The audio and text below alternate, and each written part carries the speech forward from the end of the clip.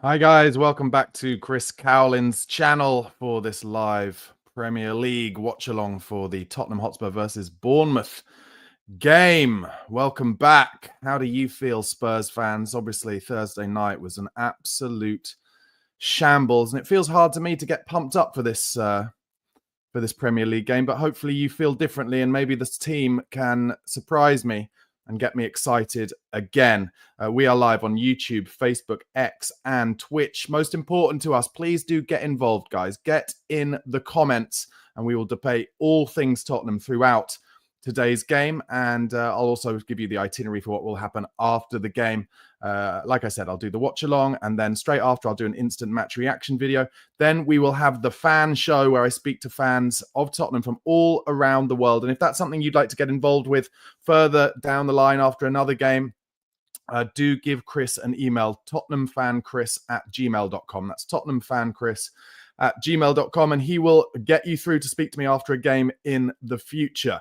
And then after the fan show at about, what will it be, about 5 p.m., Chris will be back with the Spurs Chat podcast, and today he's on with Craig Dearman, Orkan Bassar, and Tim Spurrier. So Tottenham content coming out of your ears today, and that is why I say, can Spurs surprise me and actually find a way to make my Sunday enjoyable? I have to say, I fear that we're seeing the last days of Ange Postecoglou here, but I really feel like by saying it, I'm hoping that I'm just going to be completely wrong, and I'm going to be shown once again for not knowing ball. So many times I have these big grand theories and then I get proven completely wrong. But I hate to say it, with the team selection today, I feel, and let me know what you think in the comments, but I feel like Ange Postecoglou has kind of gone for what he deems to be safety in experience, especially in midfield. And I don't think that is the way I would have gone. But let's talk about it anyway. This is the team that Ange selected for this very difficult game against Bournemouth, who, of course, have had a wonderful season. Vicario in goal, Porro at right back, Spence at left back, and then Romero comes back in for his first start since that Chelsea game and captains the side alongside big Kev Danso. It will be interesting to see which of those plays on the left. I hope to God that it is Christian Romero, because he is more comfortable with the ball at his feet and should be able to play some of his line-splitting passes even from the left-hand side. But to be honest, every time I think something is obvious to happen, Ange often goes the other way. Then the midfield that I was talking about, which for me, the word that comes to mind is stodgy at best. Bentancur, Bissouma, and Pap Matasar. So not really an ounce of creativity in there. But like I said, I'm desperate to be proven wrong. And maybe they can come up with some kind of connection together where just their energy and Bentancur and Bissouma's ability to take the ball on the half turn will kind of release Sarr to try and make kind of lung-busting forward runs past the Bournemouth back line. That's all I can really think of. And then in the forward line, Odegaard starts ahead of Son Heung-min. Solanke, it's a big talking point that Solanke, after getting that knee in the backside on Thursday night, Solanke does start in the 9 position, and then Brennan Johnson on the right. So interesting, especially because it means that Matthias Tell doesn't start today. And I would have been tempted, I think, to maybe play Tell on the left, Odegaard on the right, and say to him, get outside the left back and get to the byline and get some crosses cut back and let Johnson come off the bench. But he hasn't gone with that, and he has gone for Solanke and Romero with starts. They're both their first starts since their injury. So I guess more than anything, once again, we've just got to hope that there are no extra injuries. On the bench, Kinski, Udogie, Van de Ven, who I expect will come on for Romero, maybe at halftime, if not maybe just after. Then Archie Gray gets a rest. Lucas Bergvall also gets a rest. Then Maddison, Tell, Son, and Scarlett. The Bournemouth team, Kepa, Cook, Hill, Howson, Kirkes, Adams, Christie, Semenyo, Kluivert, Tavernier, and Evan Nilsson. And on the bench, Brooks, Scott, Ouattara, Sinistera, Soler, Jebison, Dennis, Silcott Dubry, and Akinboni. So, guys, do let me know what you think in the comments. Is it Ange's last stand this week? Obviously, today's game, Bournemouth, who are in 9th in the Premier League with 43 points at home. If we lose at home today, that would be the most that Tottenham have ever lost at home in a Premier League season, more than Juan de Ramos, more than Christian Gross, more than any other manager. And then coming to the Tottenham Hotspur Stadium on Thursday night for the second leg, AZ Alkmaar. Spurs in 13th in the league on 33 points, 5 points behind Brentford now in 12th, who have 38. But Spurs have a game in hand. Not pretty looking, that's for sure, as the players make their way out into the tunnel. What else? Just a kind of lack of creativity in that central midfield I worry about. A lot of pressure on Odegaard, I think. Can only hope that Bournemouth will kind of try and come at Spurs, but I'm not sure they really will. If they're like any other team that's played us in recent times, they'll have looked at it and said, just get in Tottenham's faces, press them really high, make it difficult for them, but also kind of play deep and don't leave any room behind the fullbacks for Brennan Johnson or Odegaard to run into. So that's a bit of a fear for me. Spence obviously starts ahead of Udogie, who's looked kind of fresh, but also hasn't really done anything since he's come back from injury. So he's back on the bench. It is a strong bench, which is a positive, looking for positives. But like I said, I don't know. I just feel a little bit underwhelmed by this team selection. And I just fear a little bit that even though the sun's out, and you think everybody at the Tottenham Hotspur Stadium would be up for a really wonderful day, I just fear that the atmosphere probably won't be anything other than kind of like, you prove to us that you're not as bad as you were on Thursday night. And all I can hope, honestly, is that just Thursday night has given them a rocket up their backside and somehow they're going to manage to play some really good football. But you just know Bournemouth are going to score, right? I mean, Bournemouth are going to score. So are we going to score 2 against Bournemouth? Are we going to score 3 against them? Their results actually haven't been as great in the past 5 games or so, but they have had an unbelievable season. And another thing to think about, of course, this is kind of Iraola's audition, isn't it? He is definitely on the list for potential replacements for Ange Postecoglou whenever that may be. So it's another audition. And don't forget, the return fixture was the game where Spurs lost at Bournemouth earlier this season, and the away fans, went absolutely mental at Ange, and he did not react to it well whatsoever, to say the least. Anyway, let's get into the comments. Anthony, thank you, mate, says, I'm hoping that we actually get a decent win, predicting 4-2. Hope you're right.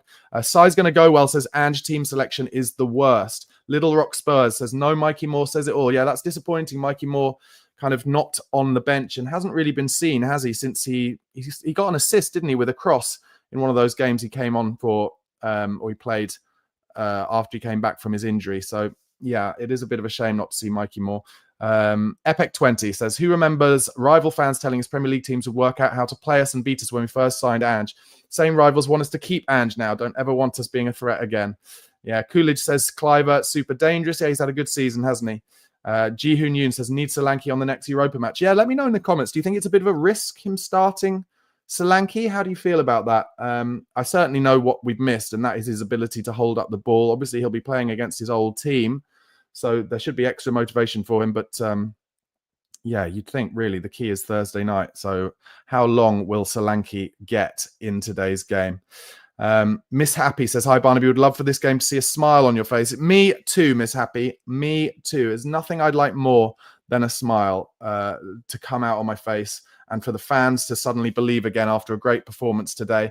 I have to say, you know, the history of Ange Postecoglou as manager of Spurs has been that when we've had a bad performance, we've tended to bounce back straight afterwards. But the script is potentially inevitably written today, isn't it? Because lots of talk in recent days about Semenyo being on Tottenham's list still, Tottenham being willing to spend maybe 40, 50 million pounds for Semenyo in the summer. You'd think he'd get a lot of space to run into down the flanks today and probably score a goal or get an assist. Anthony says, I think Dom will play well today. Maybe a goal for him and an assist. I would love that. And Miss Happy says, hey, Barnaby, I'm watching you from a monastery in Puglia today in Italy. Fantastic. Who knew that monasteries had satellite television or I don't know what, VPNs or whatever, but lucky you to be in Puglia. Lovely place in Italy to be. Over 500 of you watching concurrently at the moment, guys. If you are watching on YouTube or wherever you are, please do press the like button. Please do subscribe to Chris's channel. That's at Chris Cowlin on YouTube. And you can see my channel as well in the bottom left there, youtube.com/@BarnabySlater_. Phil C says, here we go. The game's obviously kicked off. I'm going to be a little bit delayed, guys. So if you want to just kind of pause the kickoff wherever you're watching until I get to my kickoff on my feed, I won't be looking at the comments during the first half because I don't want to see when things have happened in advance. But it is a beautiful day at the Tottenham Hotspur Stadium. We will be shooting from left to right as the camera looks at it in the first half. And come on, Spurs, surprise me. That's what I want. I just want some to be surprised. Jamie Carragher is on the co-com, so at least it's not Alan Smith. As the game kicks off now, Christian Romero gets his first touch of the ball and lays it across to Jed Spence. And I have to say, my first surprise, as I said in the opening, I said, I hope to God that Romero plays on the left of the two centre-backs because I feel he's more comfortable with the ball at his feet. And he's given the ball away straight away. What a save from Vicario. Romero, I'm laughing because this is such Tottenham. Romero on the right, as I'm saying, he is the most comfortable with the ball at his feet, tries a left-footed crossfield ball over the top of the striker, just goes straight to his chest, and he's one-on-one, and Vicario with an unbelievable save. Tips it wide. What is Romero doing? Oh my God, Evan Nilsson missed it. And it should be 1-0 to Bournemouth. Here comes the corner. And that's headed over. It's another corner. Tottenham are a joke. First minute of the game, your first game starting in months because you've been injured. Oh, I'm such a good player. I'm a World Cup winner. I can just dink it over the top of the strike with my left foot, hit it straight to his chest and get saved. Unbelievable save by Vic. And here comes the second corner. It's Tottenham just trying to play themselves into their joke, reputation. And that one was well cleared, that corner. What the hell is this club about at the moment? And now Jed Spence gets the ball down. And some space for him to run into as Bournemouth try and recover. And he lays it back with a pretty terrible pass to Papsar. Gives it into Basuma. His first move is to go backwards, of course, as Tottenham's midfield love to do. Romero gets his next touch this time. Better ball into Johnson's feet, who holds it up. And then Bentancur plays it straight to the number 10. Really terrible pass from Bentancur. But Danso wins a big header there. Good lad. I love Big Kev.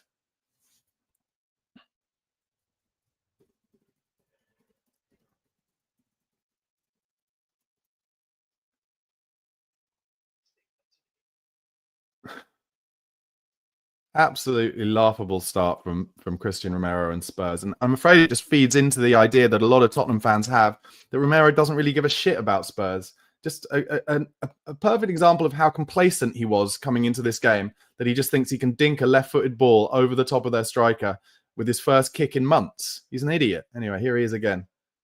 He plays it down the line to Johnson. He flicks one round the corner, but to nobody. Bournemouth pick it up easily. Spurs press high. Bentancur wins it back.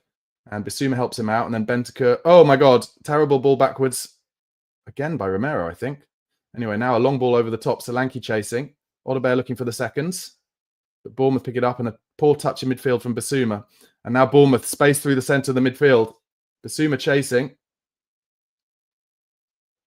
All right, started as a bit of a Spurs-esque basketball game. But actually, we've won it. And here comes Odebear. Oh, and that's a yellow card.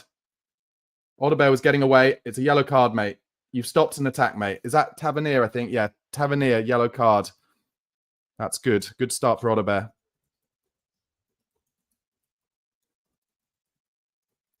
And in a weird way, I wonder if that early chance that we've just gifted to Bournemouth might even lead Bournemouth to already have thought, oh, we're going to get at them there. And that might go against a little bit the obvious game plan against Spurs, which is if you just keep it tight and 11 men behind the ball, you will win the game. Oh, my God.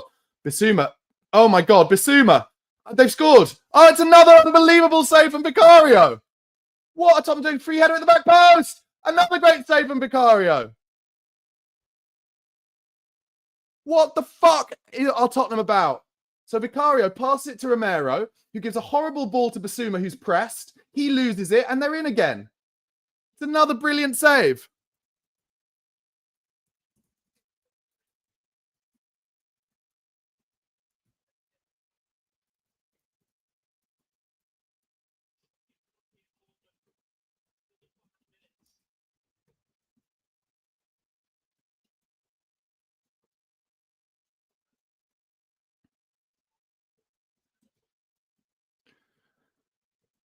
And what seems to be happening here is that Romero is just like uber complacent / confident, tries to give it into Basuma, and like nobody in this team who's been playing for months has any confidence. So Basuma doesn't want it there. He's being pressed easily by Bournemouth. Now Johnson's in space, lays it across now to Sarr, who's got space in central midfield. So he gives it out. Good ball in front of Odebear, actually. And Odebear into the box now. Oh, he doesn't know what he's going to do, though. He didn't know what he wanted to do there. He was doubled up on. It's a throw-in. What I like there from Sarr is he actually played the ball in front of Odebear, which Tottenham haven't been doing well recently.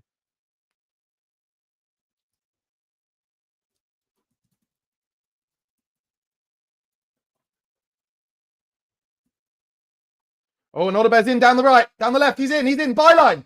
Corner. Tried to get to the byline, and Johnson was in Johnson's usual place. What a start to this game. Beautiful from Jed Spence setting in Odebear down the left there.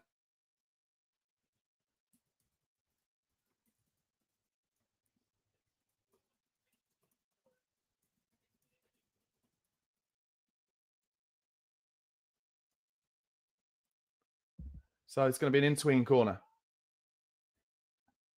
What a bizarre start to this game. Here it comes. It's a deep one, actually.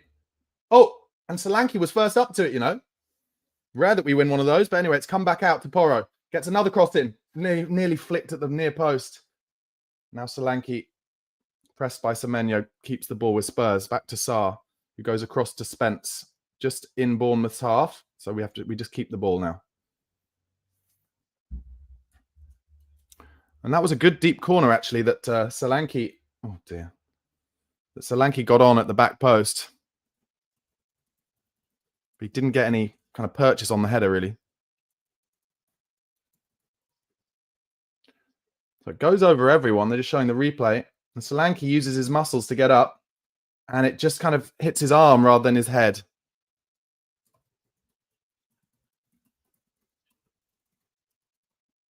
Oh, and that is a wonderful turn by Semenyo. He's absolutely done Porro, but he worked hard to get back there. Well done. Throw into Bournemouth around the halfway line as Iraola cajoles his troops. He's a lot more animated on the touchline than Big Ange, actually, Iraola, which would suit the likes of Marcus Buckland from the View from the Tottenham Way podcast, who doesn't like how Ange doesn't say anything on the halfway line. Johnson fouled on the halfway line there as he tried to turn his man. Tyler Adams with the foul there. Well, this is why everyone loves the Premier League, because in 7 minutes, I've had to write down 7 things. And Romero's on this free kick, and you can tell straight away he wants to play like a Hollywood crossfield ball, but then he thought maybe a bit better of it. Just do it easy, pal. He goes between the lines. It's a good ball into Bentancur's feet, who goes back to Johnson. Johnson gives it back to Bentancur, to Porro, to Bentancur. Tottenham just trying to pop this about now and get a bit of confidence with the ball at their feet. Romero gives a bit of a dodgy one to Bentancur, who's fouled from behind. And it is a foul. And then he kicks it away down the line there. That should have been a booking, but it won't be.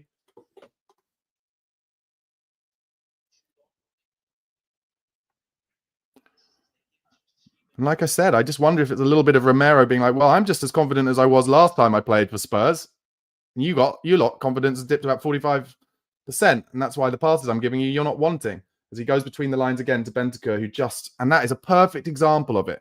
Bentancur just not in good form, so tries to flick it round the corner to Johnson, but kicks it off the pitch. 8 minutes gone.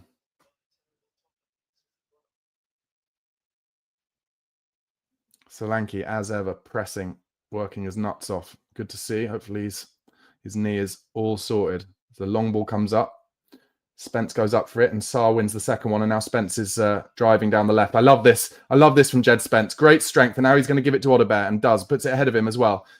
Early cross, could there be from Odebear? No. He's fronted up here.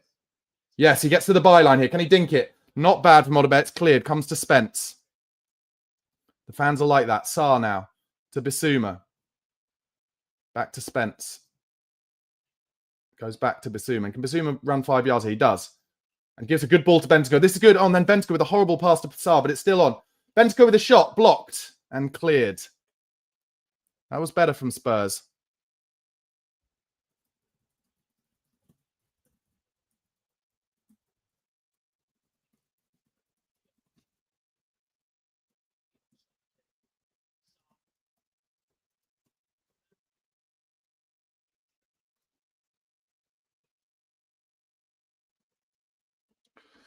Porro with a bit of a dodgy first touch, being led inside, but plays a nice ball into Bissouma. They're just trying to get their passing going here, Spurs. And Bentancur didn't do great, but he gets one down the line, and Porro chased it well, and it was well defended in the end by Howson. But good stuff. And Spurs take the throw in early. And they're starting now to pop it about a bit better. Bentancur to Bissouma. Good first-time stuff to Porro. And it's the first-time stuff that's leading to a little bit of a better tempo. And Romero then does well to get it back to Porro, who gives it back to Vicario. That's what we haven't seen for a long time, actually. 1- and 2-touch stuff leading to a better tempo and leading to the opposition not being able to get in their shape. And it's down the left now as well. And Spence just loses it, unfortunately, but he was trying to do the right thing. Oh, and then he's fouled the Bournemouth player. I think Spence maybe trod on the Achilles there of Christie, and he's having the ref's having a bit of a word with him. Yeah, he just kind of lost the ball. And then, yeah, just an unnecessary kind of tread on the back of his boot there. I think later in the game, if that was the second half, that might be a booking, but he gets away with it. And clearly, Sarr being in the team, Ange's asked Sarr to just press, whenever we haven't got the ball, press high, really, really high. So that is helping us a little bit at the moment, as Bournemouth are forced to play a long ball and it goes out for a throw-in around the halfway line. Nearly 1,000 of you watching concurrently at the moment, guys. Thank you so much for your support. Do press that like button if you haven't already. The more likes we get, the more Spurs fans will be made aware of this watch-along. 11 minutes gone, 0-0, but a fascinating opening where Spurs just started appallingly, confidence and passing-wise, and are just in the last couple of minutes getting their little 1- and 2-touch passes together.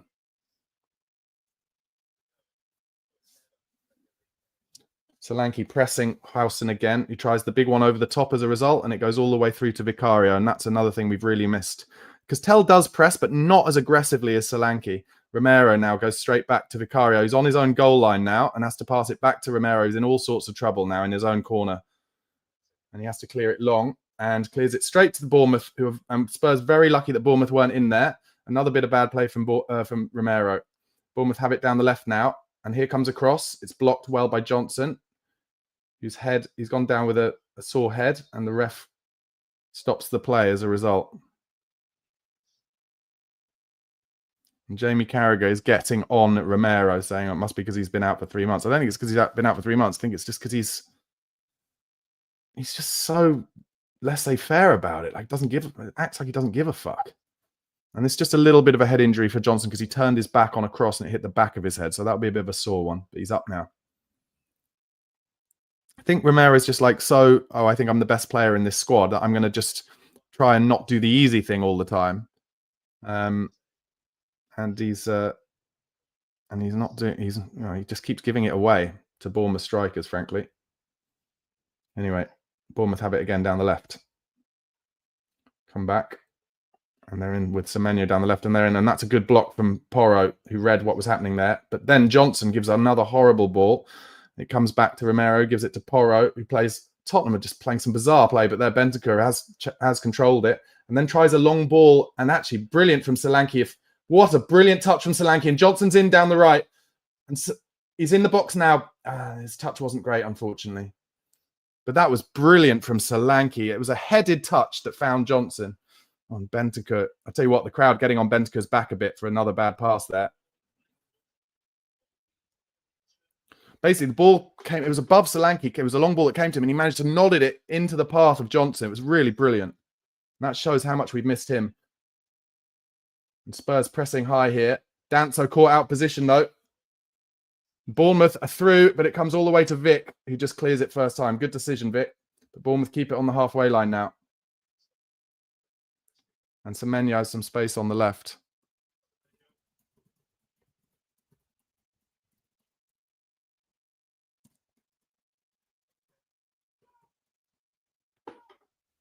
Oh, Howson, lovely little Cruyff turn on the halfway line. And then he was fouled from behind by Solanke.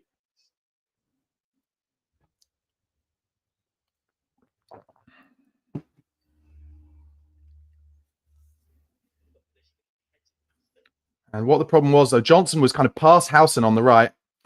And what he wanted, he looked up and he wanted Odebear to be at the back stick. And it will frustrate Johnson because he'll know if it was the other way around, Johnson would have been at the back stick and there would have been a cross to be done, an easy chance. But Odebear wasn't there, so he had to try and hold up the ball a little bit to wait for Spurs players to come into the box. And as a result, Howson was able to get a tackle in. Howson started this game well and plays a good ball over the top of Spence, who's going to try and see this out for a goal kick. But actually, the forward did really well to keep it in. But Spurs managed to get it out. And now Bissouma, he drives out of the box a little bit, gives it into Odobert, who goes back to Bissouma. And it comes to Kev Danso. I'm just going to play it across to Romero. Romero's got to give this easy, and does, to Johnson. You can go back to Romero, though, but he doesn't. He turns away, and then that's a Spurs throw. And Bournemouth working very hard to press Tottenham high up as well.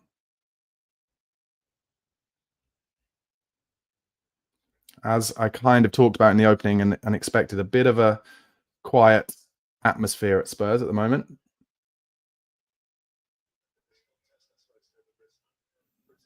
Porro taking a lot of time over this throw. He's got no options, that's why. Goes long down the line into Solanke, holds it up beautifully, and then, unfortunately, not a great pass to Johnson.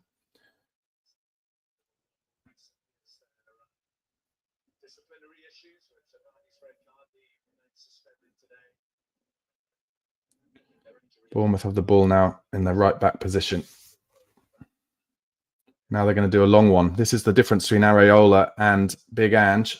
Areola's Bournemouth will go long every so often, but it was well dealt with by Big Kev Danso, who goes back to Spence, who plays a nice little round-the-corner ball to Bissouma now. Now, Bissouma, can you find a good pass here? Goes into Solanke. Good first-time touch off to Spence. No, it's Sarr, sorry. On the left-hand side. He comes narrow to find some space, and then plays a ball to Romero, who plays a lovely ball through the lines into Bentancur. And Porro is in down the right. Beautiful football from Spurs.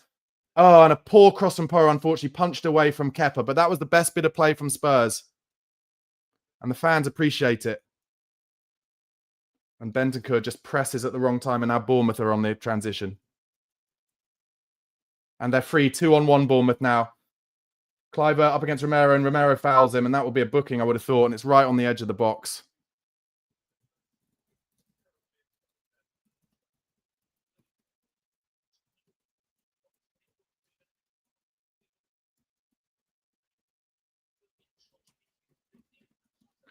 And I have to say, that is the heaven and the hell of Ange ball, because we played beautiful football, broke the press all the way to the byline, or not quite the byline. Cross comes in from Porro, punched away from Kepa. And then from the transition, Tottenham are nowhere in defence, absolutely nowhere. And as a result, Romero has to pull off a foul in the D, and now they have a brilliant chance from a free kick.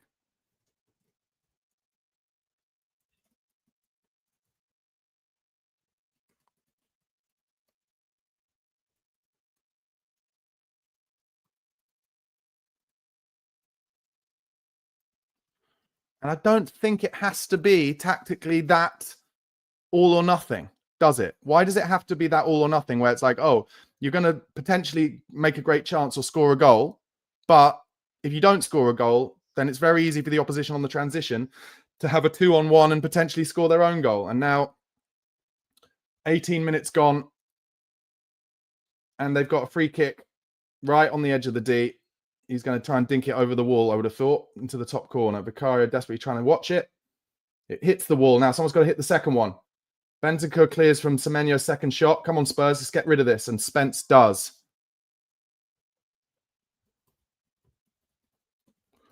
But they get another chance to get a cross in. Save from Vic. Oh, dear. And then Porro gives it away, and he's in big trouble here, but he goes back to the keeper.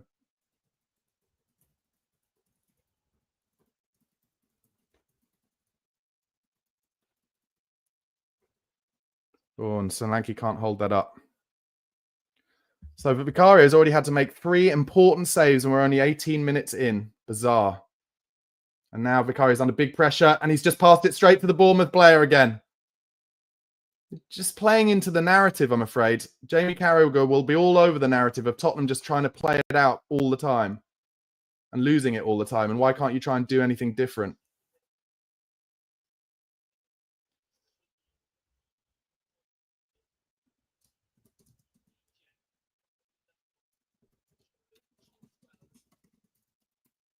Can you find a good ball? Good ball from Bissouma. And Bentancur's got loads of space in central midfield. He's being chased, so he's got to give it. You've got to give it here.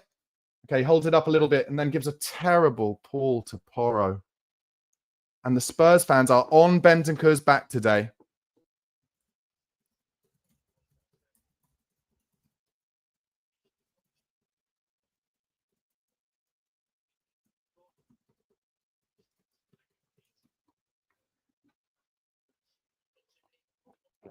I said it, didn't I, at the beginning of the game? I said, it seems to me like Ange decided to go with kind of hoping that it'll be experience saves him today, and especially midfield, and how I would have probably gone with the youngsters in midfield instead. And at the moment, I think the Spurs fans in the ground are frustrated with Bentancur, who had a terrible game, in my opinion, on Thursday night and has not started this game well. He just keeps giving the ball away. Anyway, 20 minutes gone. It's somehow still Tottenham 0, Bournemouth 0. But Bournemouth have had, loads of chances, mainly that we've given them. Porro throws it to Bentancur, flicks it round the corner. It's a good flick. But Solanke can't hold it up and Bournemouth go down the line. And Romero's there. He needs an option now. So he goes down the line into Porro, who tries to turn Semenyo. It didn't work. And then Bissouma just plays a fucking awful pass. But we somehow get it back with Romero, who plays a good ball in towards Solanke's feet. Couldn't get it down. Good defending from Howson, who actually came out to meet it. And now it's back with Kepa, who goes long. Or at least mid-range ball into Spence, who uses his strength nicely there. And Tottenham get it back with Sarr. Goes to left of Spence again. Bissouma's with him, and he finds Bissouma.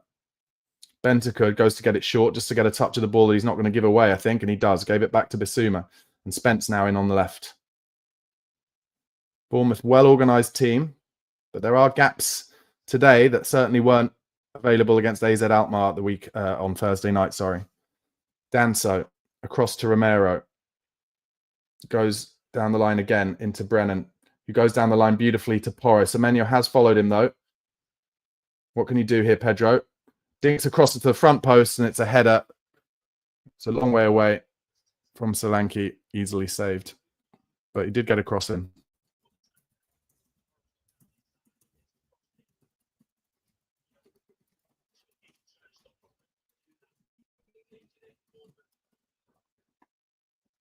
Bournemouth not afraid to play it quite direct at the moment.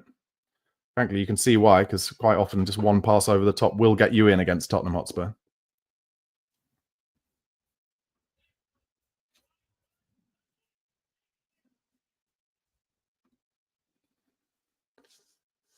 Just a bit of head tennis on the left-hand side. It's a throw-in to Tottenham. 22 minutes gone. Still 0-0 somehow.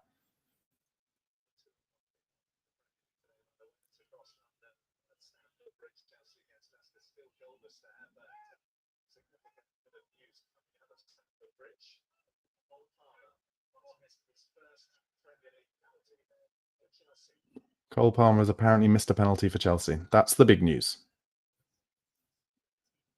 And the Spurs fans trying to get behind the team now with a little bit of a chant. Good to hear.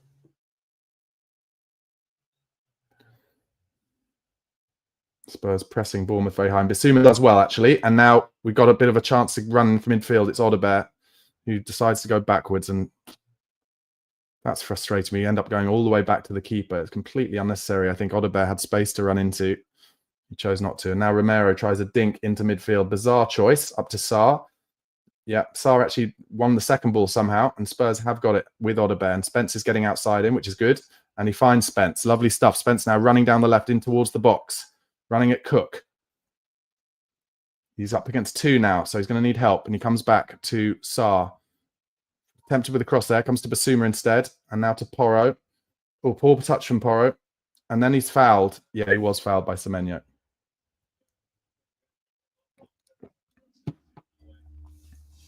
It was a heavy touch from Porro, so you can see why Semenyo kind of came in for the challenge, but Porro did well in the end to get his body in the way.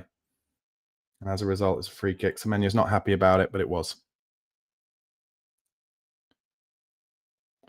And a chance for Porro to get the ball into the box here.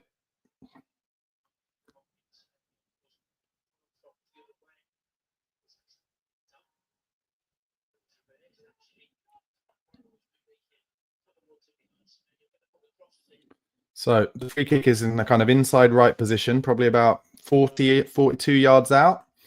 Romero is in the box. You'd think Kev Dancer will be in the box as well. Yeah, he's on the edge. He's going to make a later run, I think. Stay on side, boys. Stay on side. Solanke's in there, obviously. Porro with the cross. It's quite deep. Romero won the first one. Couldn't get it far enough across. And now just... Oh, he's going to give away a foul here. He's an idiot. Just Semenyo's going nowhere in his own corner there. And you know that Romero's going to give away a foul. Just trying... It's just an idiot because Semenyo was going nowhere. But there you go. We've let Bournemouth off. Iraola very animated on the touchline.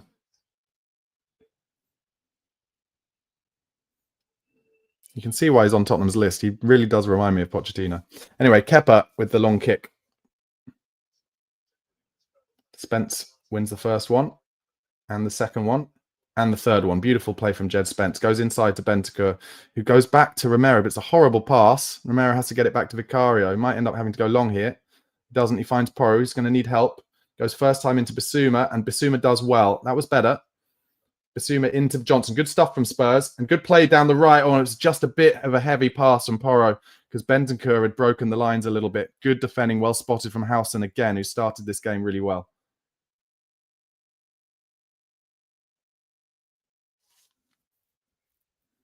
It feels like Tottenham just trying to ramp up the Ange ball that they haven't really played for so long. Porro has the throw in. Sarr is free if he can find him there. Sarr does win the first one, but it goes all the way through to Kepa.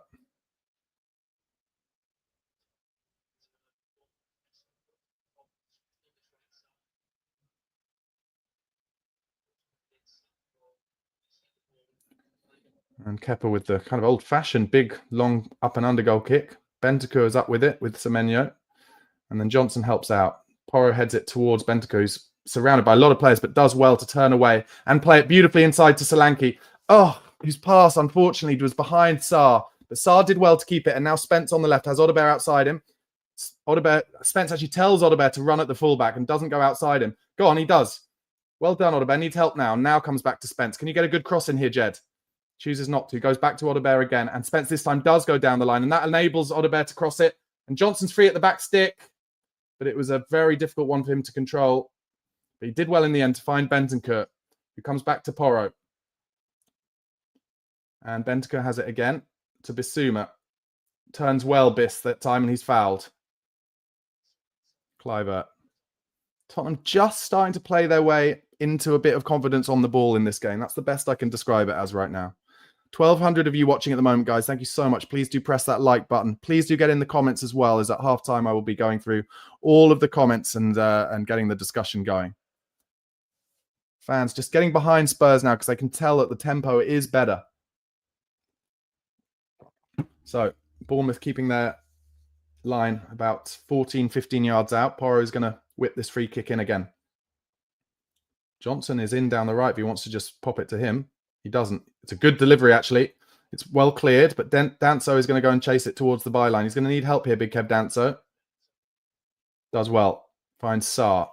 Oh, Sarr tries the early cross, and there's too much on that. But the Spurs fans don't mind the fact that he tried something creative and direct as they cut to the bench to see Archie Gray, James Maddison, and Sonny.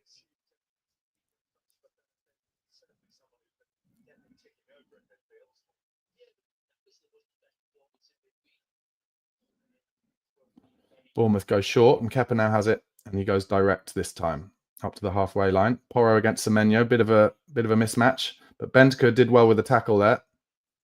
Kluivert holds it up well, and then Porro fouls him, but Kluivert stays on his feet. Good stuff from Kluivert, and a good tackle from Brennan Johnson.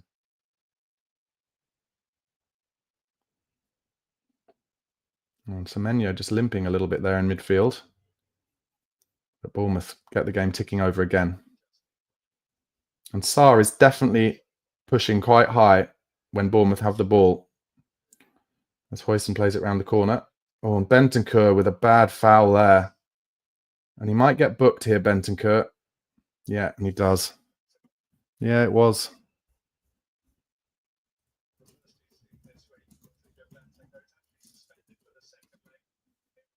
He just decided on his press too late and ends up standing on the player's foot as he tries to play it around the corner.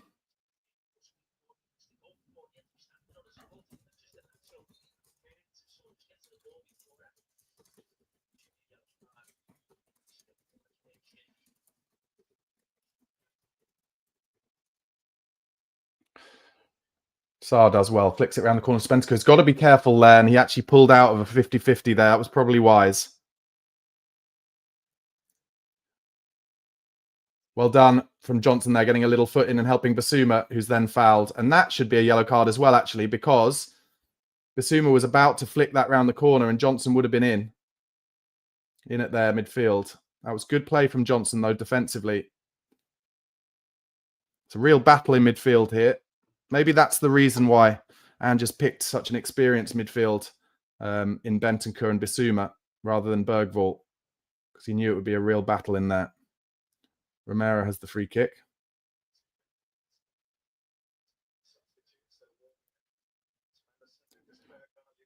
Oh, good ball down the line. And Johnson's in at the box here. Oh, I'll tell you what. Anywhere else on the pitch, that is a foul in the box. But Kirkes did get the ball, but it's just whether he got Johnson first. I think that won't be a penalty.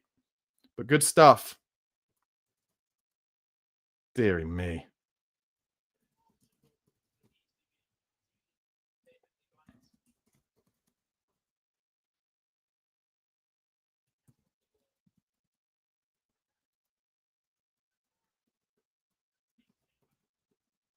Kirkes is on Liverpool's list. Lots of talk that he might end up at Liverpool in the summer. Another corner to Spurs. Porro is going to deliver an outswinger here. What would be amazing was if Spurs could magically get good at attacking set pieces for the first time with the last couple of months of the season coming, because we haven't scored nearly enough of them. Do you remember that season where we had the set piece free kick specialist guy? Romero nearly wins the first one, comes out, and then Bentancur's pushed. Odebear now. Oh, plays a good ball into Porro, whose first touch is poor. What I was saying is, do you remember when we had the set piece coach? We scored so many attacking set pieces that season, excuse me. Well, we haven't been good at them ever since, which is disappointing. Oh, brilliant from Sarr. Oh, and then he went the wrong way. Sarr had done brilliantly to win the ball up the pitch, and then he tried to kind of drive at them rather than give an easy pass. And now Bournemouth in central midfield, play one over the top, trying to get Semenyo in. Porro's got to work hard here. Bit of a mismatch strength-wise, but Porro does brilliantly and pops it into Bentancur. Needs help here. Needs help, Bentancur. Does well on the half turn. Now Bissouma's got a... Yeah, he ended up going back to Vicario, and Vicario goes long. Not the worst idea, to be honest. Easily won in midfield by Bournemouth, but still. 32 minutes gone now. Fascinating game. Really fascinating game. Both teams just pressing each other up really high. So lots of mistakes kind of trying to play the ball out. And it's a Spurs throw with Pedro Porro.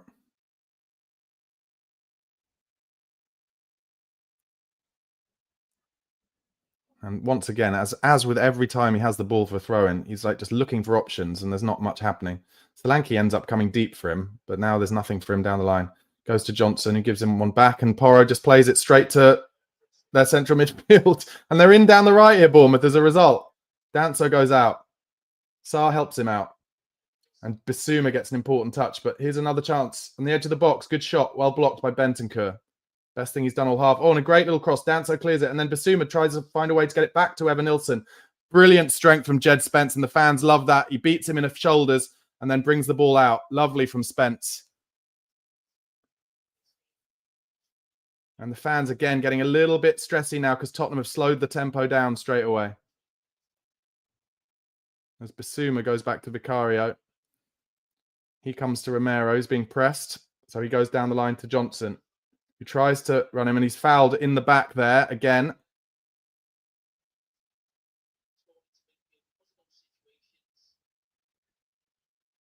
And that's Kirkes again, going through Johnson.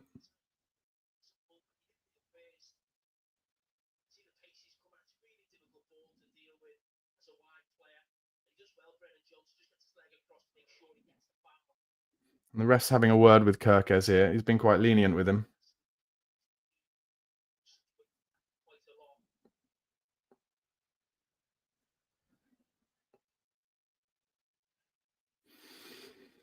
You can't say Tottenham have really made many chances this half, but I do feel like we're kind of playing our way into some kind of tempo. Romero plays a lovely ball into Solanke. Oh dear, and Johnson finds Solanke again, but we've still got it. Johnson gives it away, and then Porro helps him out. Oh, and Solanke gives a dodgy ball, but yeah. Well, it's a bit of a... Yeah. Anyway, Spurs have won it in midfield just about. Bissouma now driving sideways, gives it in front of Spence. That's a good ball. And Spence goes straight to Odebear. Chooses not to go outside him this time. So Odebear driving towards the box. Oh, and then, yes. Oh, and he still got it, Odebear. Just leaves it behind him. Now he needs help, big time. And in the end, it's Bissouma who has to help him out. Give it to Romero, Bissouma, and he does. Halfway line now. Odebear just got the ball. Oh, lovely. That's where Romero is different gravy, playing balls that are much braver into Solanke's feet. Nice idea from Porro. But Spurs' midfield are all in a very tight space. And Christie had a chance to break through, but he didn't. And it goes back to Kepa, who goes long. Kev Danso, just a big first win header out towards Odebear. No, Cook, bad control there. And Spurs have a throw in down the left. And they take it early. And Bissouma now. Oh, and the Spurs fans getting so frustrated with Bissouma because he's just doing it so easy each time. Yeah, they don't like it.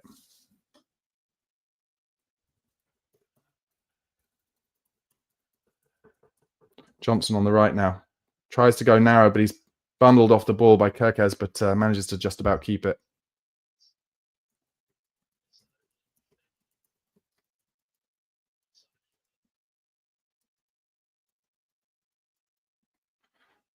Sarr on the left. Tries to find Odebear, but it's flicked off for a throw-in.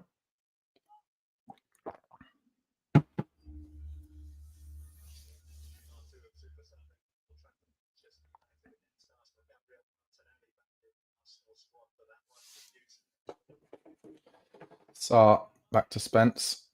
Spence uses his strength to go down the line. It's another Tottenham throw-in.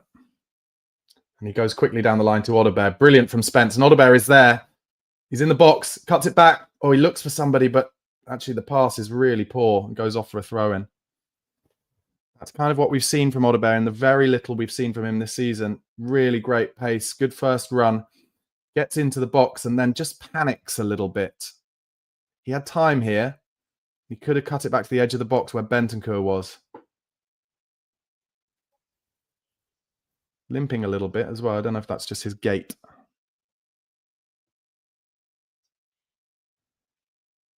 And Kirkes with the throw long down the line. It's a foul throw, actually. Both his feet were off the floor, but anyway. Johnson, strong. Porro gets it to Bissouma. Little 1-2 with Bentancur, and now Danso has it. And he opens the ball back out to the right to Christian Romero, who tries one over the top towards Solanke. And that was something different. And Sarr does really well with the second ball. Can he be strong here? No, he's not able to win it. And actually, he gives away a foul. And he's not happy about that. He's got his body around in this first half, Pat Matasar. He was actually fouled first there, Sarr. I feel for him there.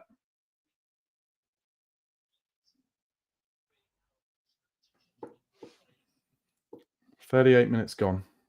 Free kick to Bournemouth. Kepa's going to take it halfway inside the Bournemouth half.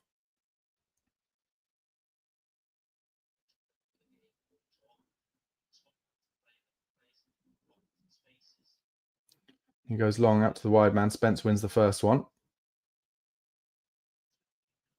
Bournemouth popping it about nicely in midfield. Oh, Kirkes with a bit of a heavy touch, so he has to go back to the keeper. And Solanke presses Kepa, so he goes long over the top towards Semenyo. He's up against Porro again, so it's an easy flick on. But Romero helps him out with a good clearance.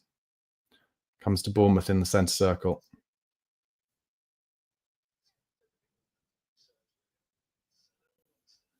Again, Bournemouth now just getting some possession, but not afraid to go direct straight away over the top of Porro. And this time it's Cliver, but he doesn't manage to keep the ball on. And that is another example of how you can see the analysis of playing against Spurs is just to try and get it in behind Porro. But it's been okay so far as Porro now gives the ball away, unfortunately. and then finds it back to Romero. Needs help. He just flicks it out of the box straight to Bournemouth, and now Semenyo on the left. Suffice to say, Romero's kind of clearances out from the back have not been great today so far, but he has played some really good between the lines balls, something that we've missed so much, that really just splits open the opposition.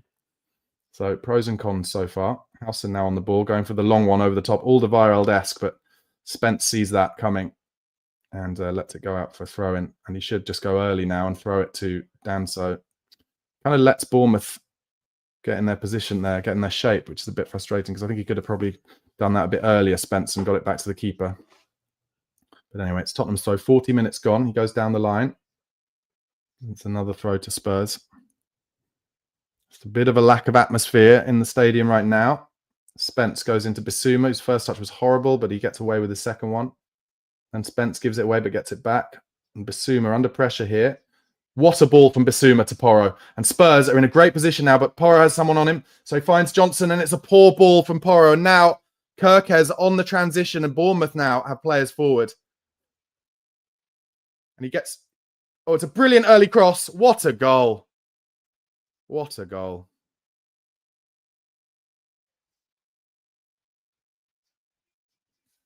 And that's why Liverpool want Kirkes.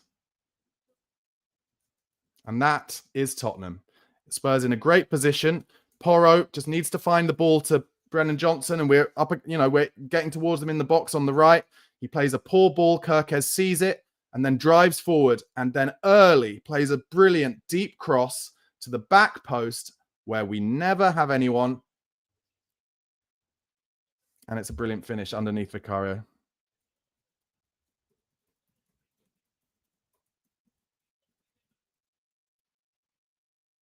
Oh, what a goal.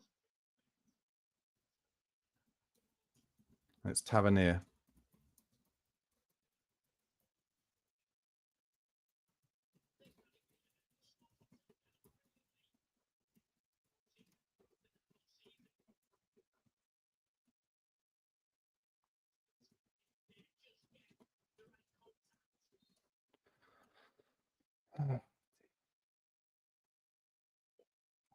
And that, I'm afraid, is an elite goal. And Tottenham do not score many elite goals. And as I said in the opening, I can't see Tottenham keeping a clean sheet. And I can't see us scoring twice against Bournemouth either. I hope I'm wrong, but that was the bit of quality that just Tottenham have not shown for so long. And it comes once again from our complete inability to make the right decision in the forward third, and then to have players covering us in our own final third. I mean, it was a brilliant cross. You can't deny it's a brilliant goal, but just absolute another back post goal conceded from Tottenham Hotspur. Someone do the stats for me on how many we've conceded this season. So many. Solanke working so hard in midfield there, gets the ball to Spence, who drives, looking to take the game by the scruff of the neck like the good lad he is. Slows it down. Sarr's behind him. 44th minute now, so not long for Spurs to try and turn it around in this half. Good ball into Odobert. But once again, just every team we play against, whenever we get in the final third, they have so many players back defending.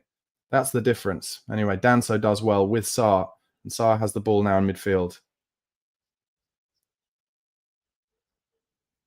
And the Spurs fans getting on his back for just looking for a sideways pass, but in the end he goes to Spence on the left. He's got two men up against him. So he comes back to Sarr. And this is it. Bournemouth just have all the men behind the ball now, as teams know to do against Spurs. Oh, terrible touch from Bissouma. What is he doing? Well, the first one was a foul. Well, Bissouma was fouled first. Oh, Bissouma now booked anyway. Terrible touch, my God.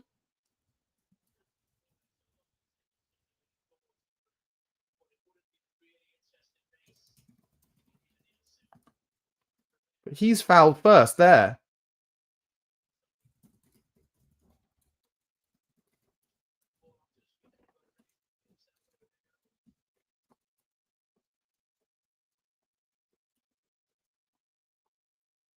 I said at the top, feels like the end of days for Ange this week. This isn't helping at the moment. Iraola doing well in his audition.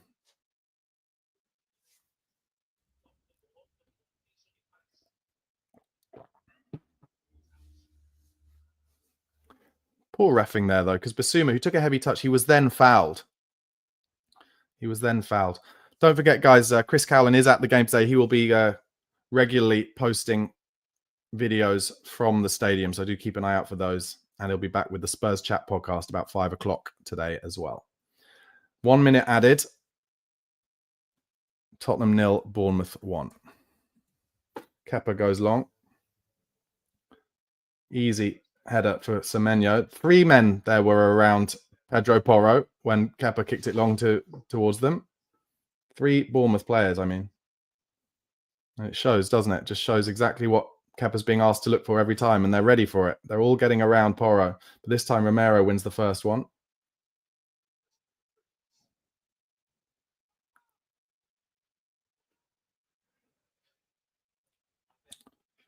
And they just kicked it off the pitch there, Bournemouth, knowing that there's probably only 5 seconds or so left of the first half.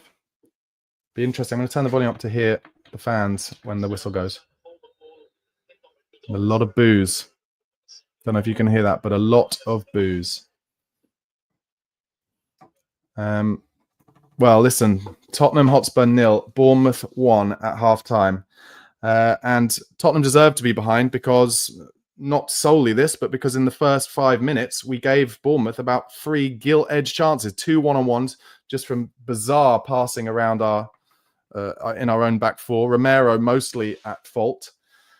And Bournemouth should have scored at least one of those, but in the end, it actually took what I would have to describe as almost a classic Tottenham Hotspur conceding, the classic kind of goal that Tottenham Hotspur concede under Ange Postecoglou, which is where you're in a good position going forward. You just have to be careful with the ball, and you might make yourself a good chance. But instead, you play a bad ball. It's picked off. They run forward, transition, one piece of good passing, good cross from Kirkes, and a brilliant finish at the back post. And what a surprise. Those of you who've watched me on watch-alongs or watched any of my videos this season, or in fact, under Ange Postecoglou at all, how many fucking goals do we concede at the back post? Somebody do the stats for me. It's just embarrassing. And I'm afraid that it's that, amongst many other things, that will be Ange Postecoglou's downfall, because it's so naive.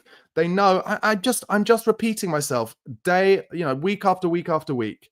They know that they just get it to the left-hand side, put pressure on Porro, and they'll cause us trouble, and then try and get crosses in, and we don't defend the back post.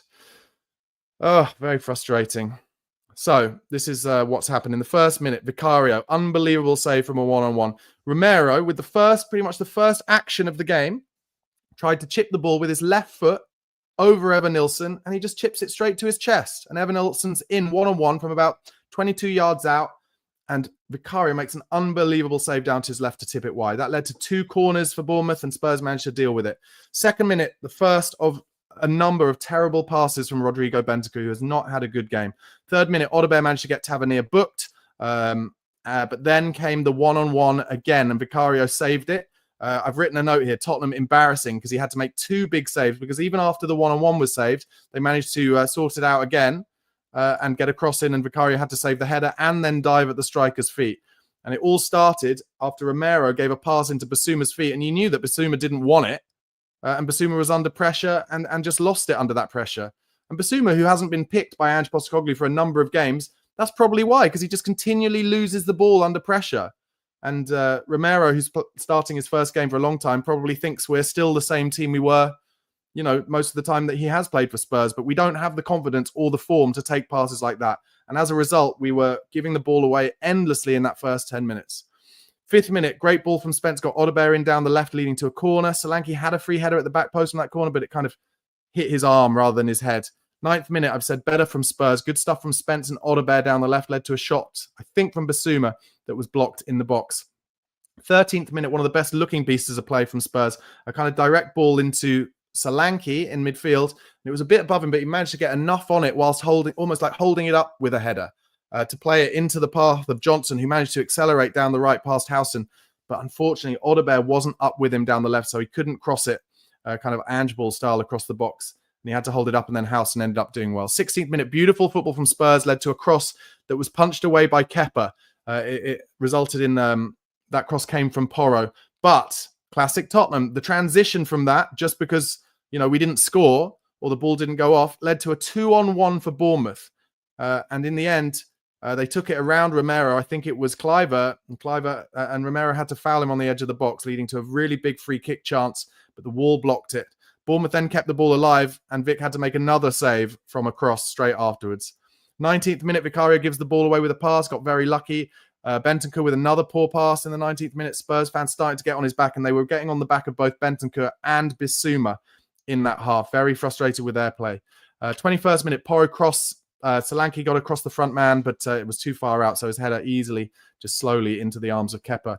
29th minute, Bentancur booked again, just late on the press. The opposition player got his foot in first, and Bentancur ended up standing on his feet.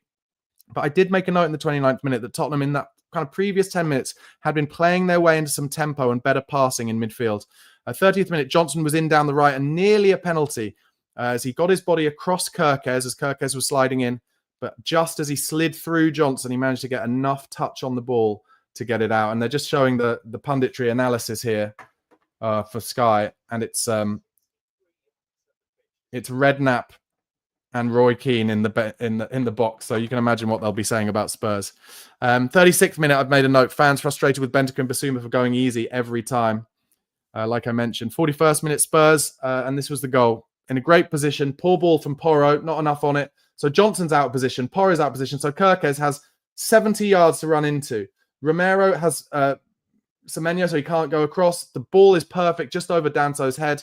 And on the other side, Tavernier has got ahead of Jed Spence, whose job there, I would say, is to make sure that his opposite number cannot get ahead of him. Spence has been one of the few good lights for Spurs in this game, but so you have to be a good fullback as well, and you have to make sure your opposite number doesn't get ahead of you, and he does, and he controls it well, keeps it down on the first time, and it goes under Vicario. And now they're just showing the first few minutes, and Paul Merson in the co-coms is saying that Bournemouth went after Tottenham in the first 5 minutes. I don't think they went after them. I think Spurs just ridiculous choices in their own back line. The first save from Vicario is unbelievable, tips it wide.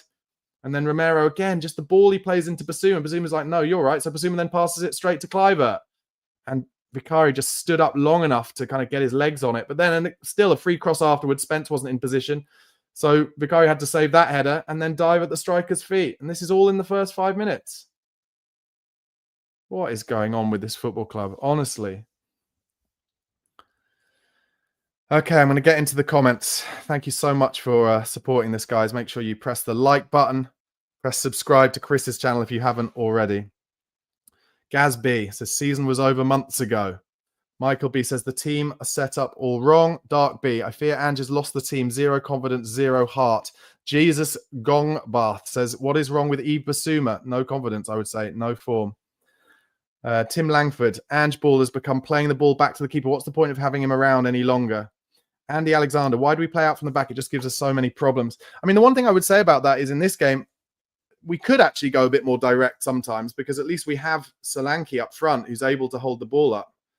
But we don't, so we just put ourselves in trouble. ZZ Grom says, we are so open. Zabarsper says, get Bergvall and Archie Gray in that midfield now. I have to say, one thing is they're quite physical in that central midfield, Bournemouth.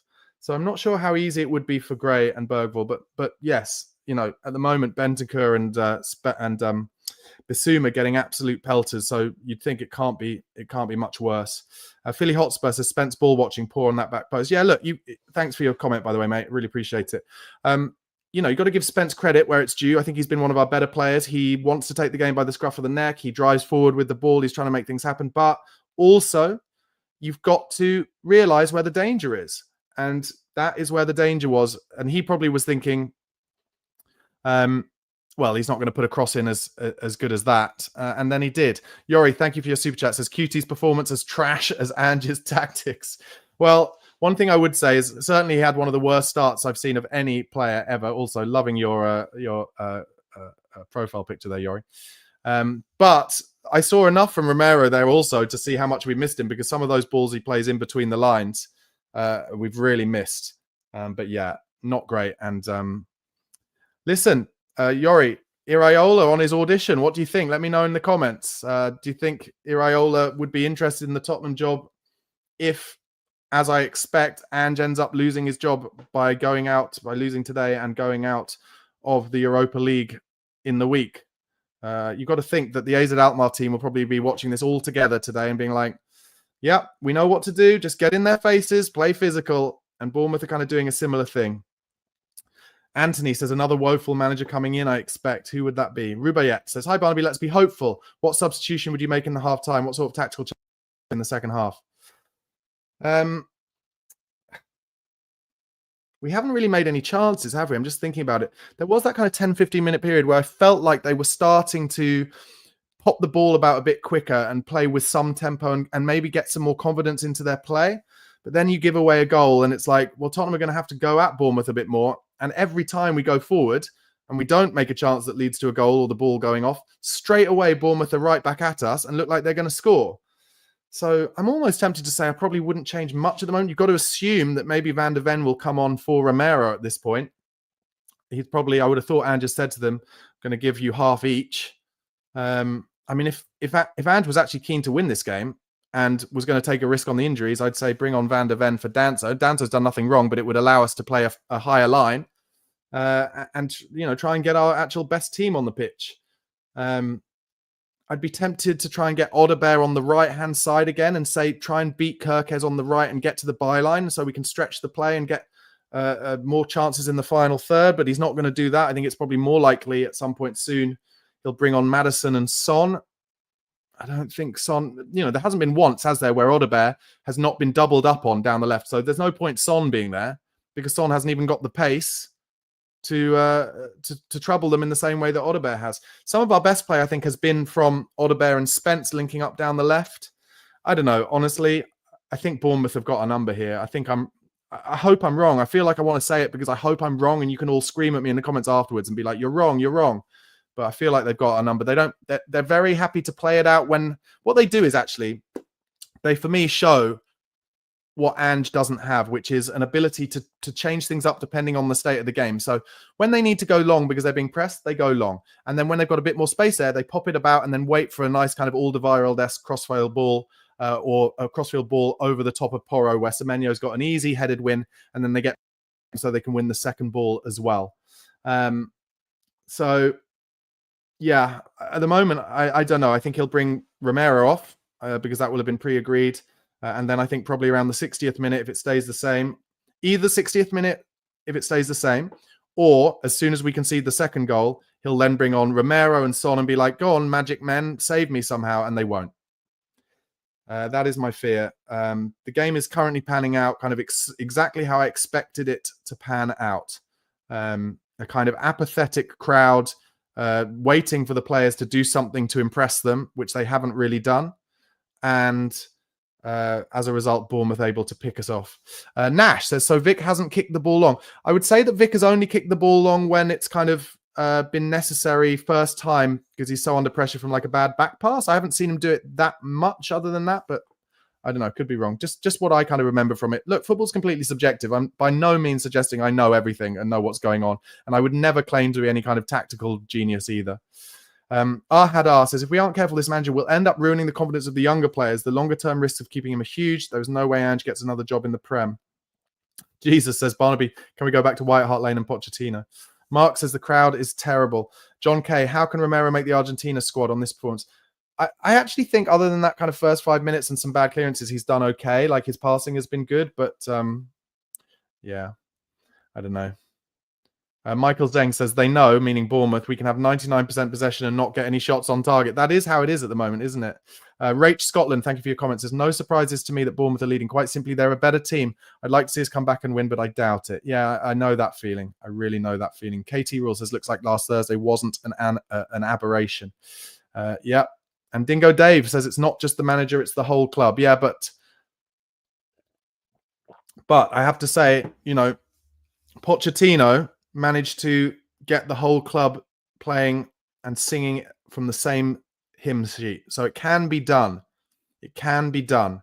It's just not being done at the moment. And Sonny is coming on. They're just showing him on the doing a warm up. So let's see who he comes on for. Super J36. Oh, Bergvall coming on as well. Super J3600 saying, "Are we that bad? I've refused to go this season because I don't want to die at the stadium through a burst blood vessel." Probably a good decision, I would say. And yes, it's been pretty bad. Gardu says, "Romero hasn't played a match in months. He wasn't going to walk into this game and suddenly be in form. What kind of logic is that? Why are people being irrational?" Yeah, I think there's some truth to that, Gardu, and thank you for your comment. Really appreciate it. I don't think we can expect him to be brilliant, but I think what we can expect him to do is make good decisions. And certainly in that first 5 minutes, I'm not sure he did.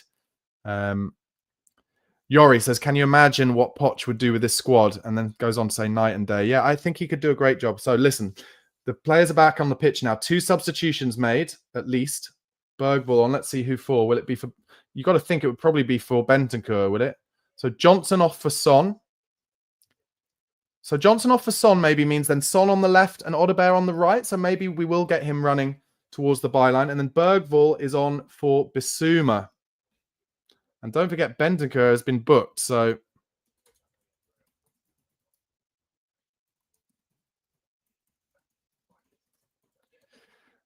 you know, if Bournemouth are clever, they will be saying, just try and get into a 50-50 with Bentancur to get him sent off.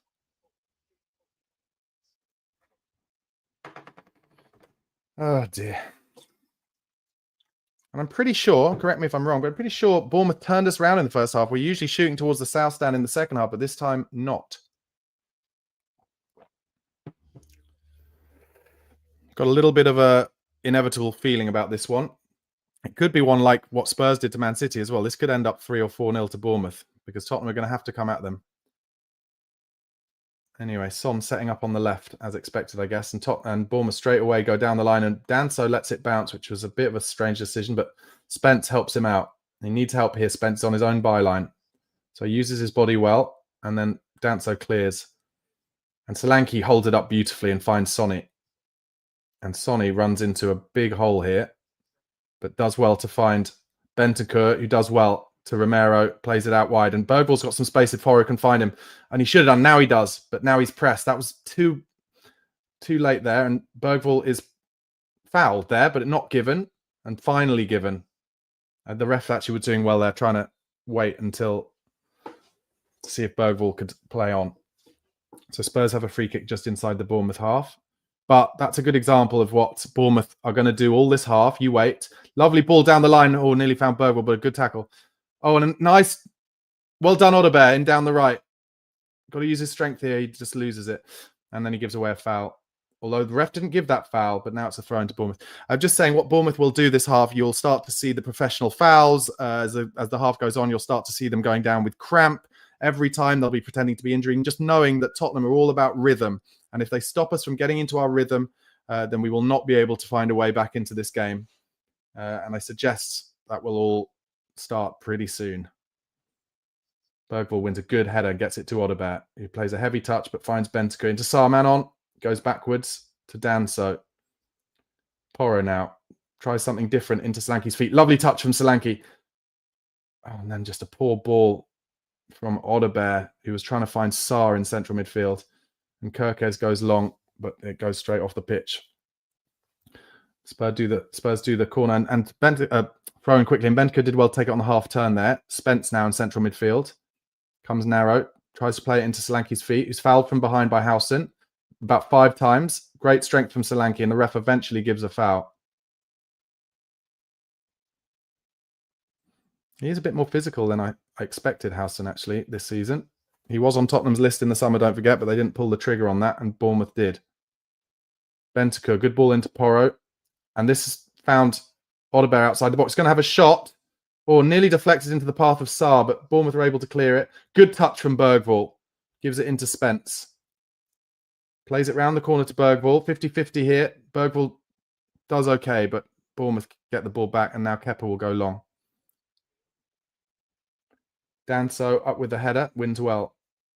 Sarr with a good second header. Looked like Solanke might be offside there. Holds it up beautifully, but then loses it, unfortunately. And then Danso fouls in midfield. That's a good foul to give away. 1,800 of you watching concurrently, guys. Thank you so much for your support. Please do press the like button. Please do subscribe to Chris Cowlin's channel at Chris Cowlin. And then you can see my channel in the bottom left there as well at Barnaby Slater _ on YouTube.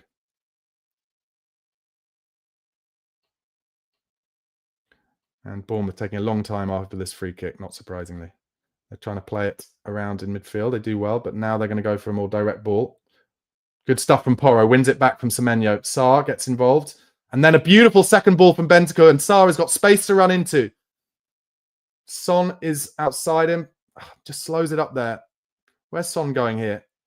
Narrow, of course. Okay, keeps it to Bentancur. Goes back to Sonny, who's now in central midfield. Good turn from Sonny there. Go on, he's driving towards the box now, Son. I don't mind that. Comes back narrow. Needs help. Needs help big time, Sonny. Finds Spence. And comes to Sarr on the edge. He's going to get a little cross in. He does towards the back post, but easy for Bournemouth. They have men there. And that goes out for a Spurs throw.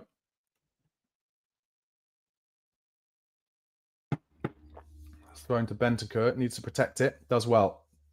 Porro is going to get a cross in here. Goes across to the front. Howson clears it. Spurs have been losing 11 times at half-time at home this season and have lost 10 of those. Bergvall does beautifully down the right. Gets to the byline. How's your cross? Just hits the first man, but good stuff from Bergvall.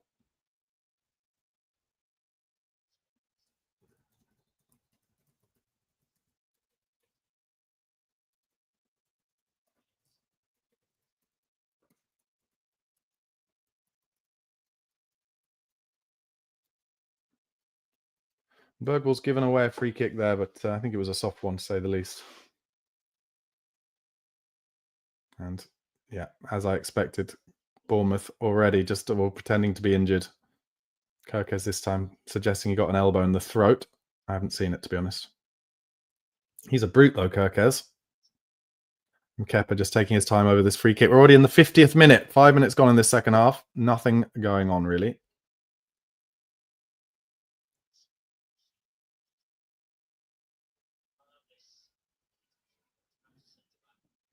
Romero wins the first header. Sarr with a little bit of an air shot. Romero heads it back to Sarr. Into Odegaard. Keeps it well. Romero now in a tight space. Gives it to Solanke. Lovely layoff from Solanke. Oh, but just a bit of a heavy touch from Odegaard. But Spurs get a bit lucky there. And Odegaard is now into the box. Cuts it back. Chance for Spurs here. Comes to Son. Big chance. Oh, and then he was just tackled. It's good defending from Bournemouth. Took too much time, Son. And now Bournemouth, as happens every time, are in down the left. And they're free down the middle. And this came from a big chance for Spurs. Free chance. Goal. Every fucking time. Every fucking time. You can fucking set your watch by it. Tottenham make a chance. And then the transition. And I said it at the beginning of this half. This might end up being 3 or 4 because Tottenham will go at them. And they'll hit us on the break. Fucking embarrassing. Fucking embarrassing. Carragher thinks it might be given offside. And it will be. You lucky fuckers.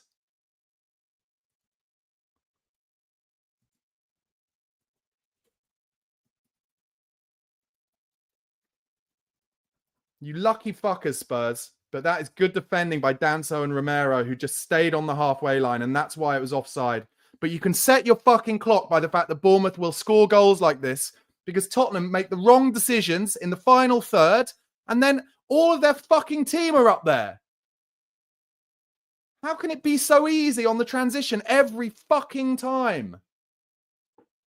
I'm sorry, Ange lovers. And I want it to work out for Ange. I would do anything for it. But how can it be so easy every time? The same goals being conceded every time. Back post. It was another back post one. Breakaway goals. No defenders anywhere. Has it not crossed his mind at any point if we kept some fucking clean sheets, we'd win some fucking games?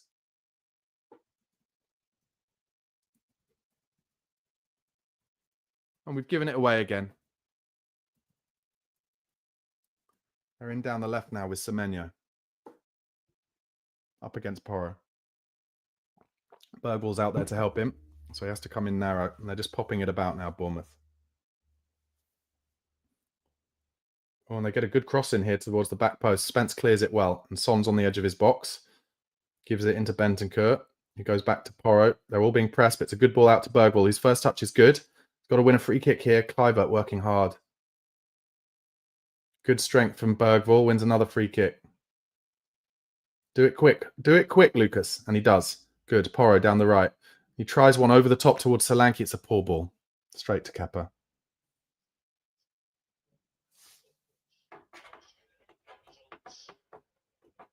And that's an example of it right there, right? So Spurs were pressing Bournemouth, so they were under pressure with the ball. So he just goes long. Tottenham don't do that. Anyway, Bentancur now driving in midfield. Sarr needs to find Son, who does on the left. This is a classic Son position here. He's cutting in. Good chance for Sonny. Bends it. Hits the post. Hits the outside of the post. It was a classic Sonny position. But that was better. And the reason he was able to is because he had it in the left-hand side and Spence made a run, dragging the defender. Oh, and actually it's deflected wide. Deflected onto the post. Good defending. And that's what we need, what I was talking about. We need a bit of magic from somebody. Here comes the corner. Outswinger, Porro. It's into the centre. We win the first one, but an easy claim for Kepa. 55 minutes gone. That was good defending, to be fair, from... I'm not sure which Bournemouth defender it was, but to flick it onto the post, because it would have gone in otherwise. And Spurs press Bournemouth. So it goes back to Kepa, and he plays it across to Cook. And that's good block from Spence. But then Bentancur screams out, and now Bournemouth have 4 up against 4. And they're in, and he tries to cut it back. And Porro does well to get it back to Vicario.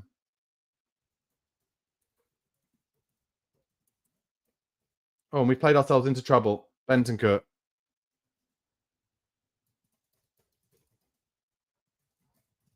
Who chips a lovely ball out to Bergvall, who's so free, but that's because he had no interest in defending whatsoever, and that's why we were in trouble. And he does well, Bergvall. Now keep going, Lucas. He could have kept going, but Odeberg is one-on-one properly here. Get to the byline. He does. Good ball. Well defended. Nearly got to Solanke.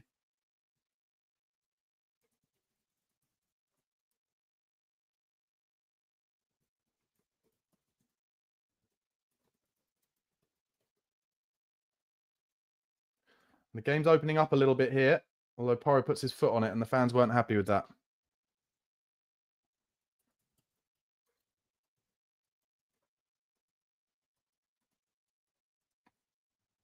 I guess what we need to hope for is that we can get the next goal. The fans really get up. The confidence streams through the team, and Bournemouth don't feel quite as confident. But at the moment, you can tell that they know they're going to get chances to pick us off.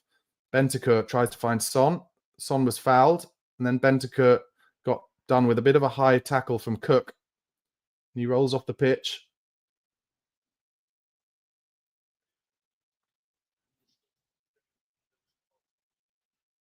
This will be interesting to see this, because Cook definitely did end up going in high on Bentancur. It wasn't on purpose. Oh. His studs go through Bentancur's thigh in the end. Watch this. Oh, it's his knee. That's bad. I don't think he'll get anything for that, but that's bad. Studs shouldn't be up that high.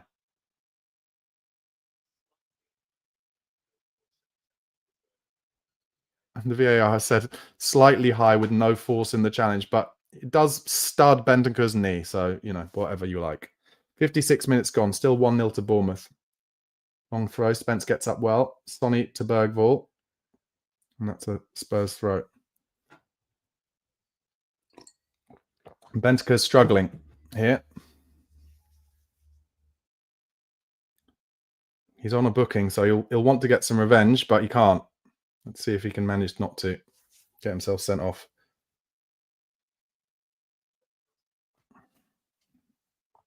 Spence with a throw. No options. Goes down the line to Solanke, who does well. Beautiful. Sonny, lovely. And Bergvall's got a bit of space. Can he open it out?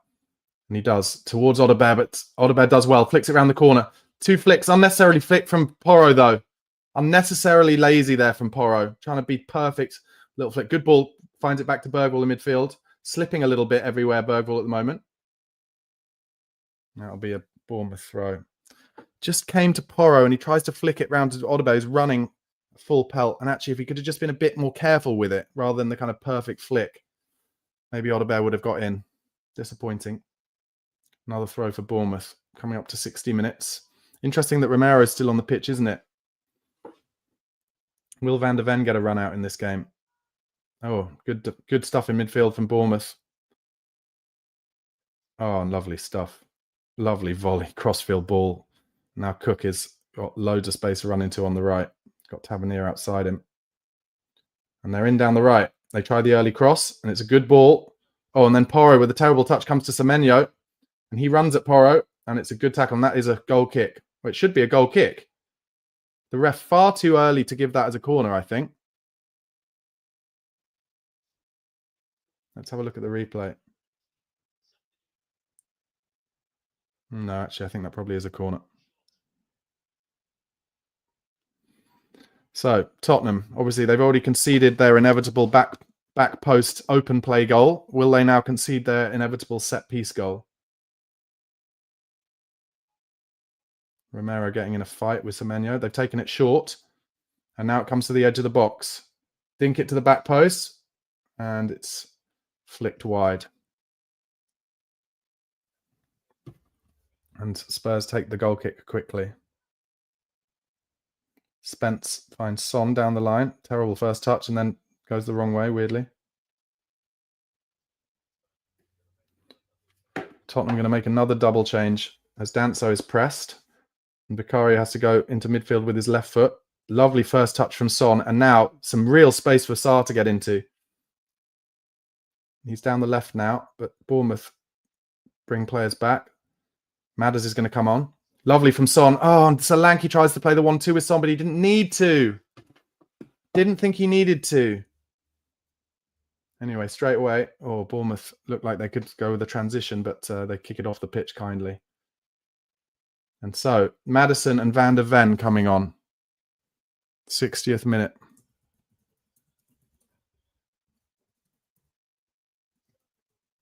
Who's coming off then? Romero and Bentancur. So now the midfield is Sarr, Bentancur, Bergvall. Mickey van der Ven. It's a surefire show of how bad the season is when the best things you can feel good about when you're watching your team players that one of your players that comes back from injury. Romero looked fit. That's one thing I'll say. So he gets 60 minutes and Van der Ven gets 40. You can tell Mickey already on the front foot wanting to get as high a line as possible. Let's push them. Let's push them.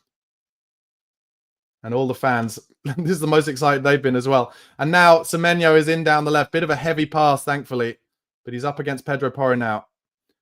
Oh, and someone helps him. Oh, and they've hit the bar. Is that a bar? No, it's saved by Vicario. Kirkes. He laid it back to Kirkes, who ends up having a dig at the near post from a really acute angle. It's a massive save from Vic. Jesus Christ.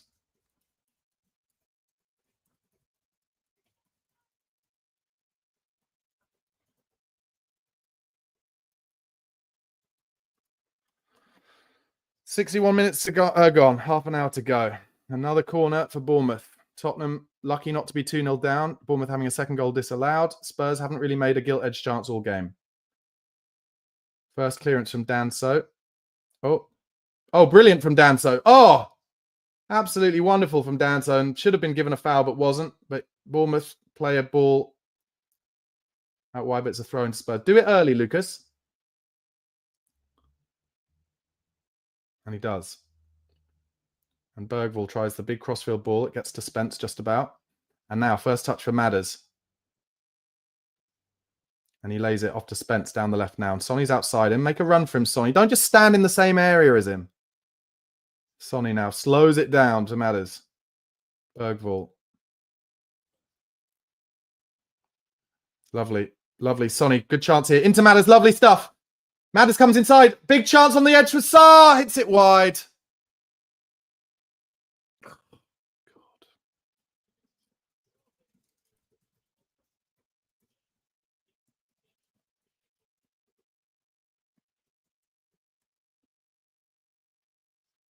Oh, dear.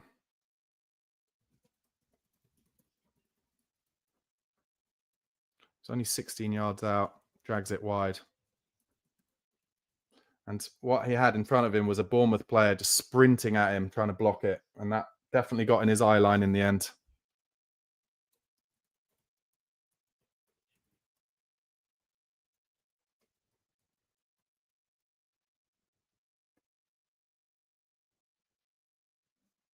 Odebear loses the ball in midfield. Porro claiming he was fouled. And Danso working hard, shoulders in midfield, but foul given away. That was a huge chance for Pat Matsar. And actually, I think Maddison did the right thing to lay it off to him, but also in hindsight, and hindsight is an easy thing, you'd rather have Madders taking that shot a little bit off balance probably than Sarr, who was put off by the blocker for sure. Anyway, Bournemouth take it quickly. Sarr is then fouled off the ball, but of course nothing given, and now Bournemouth have space to run into. Oh, and they're in, running at the box. They're in, one-on-one. It's going to be 2, and it is. Evan Nilsson. I told you this is going to end up being 3 or 4. So easy.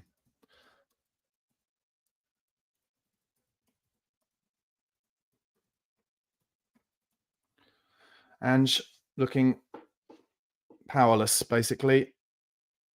And this is how easy it is. And Sonny's complaining. I mean, there was a foul off the ball on Danso that the ref didn't give. Was it on Danso? Can't remember who it was. But they probably won't even go back that far. No, they didn't. And then it's just one pass into central midfield. Danso. And it looks like Spence is keeping him on. It's a beautiful finish. But it's just 2 passes. One into the number 10 spot where Kluivert is. He opens his body out. Then a little through ball. Tottenham just so shit, man. Fucking shit. I did a video on Friday just called Why Are Tottenham So Shit?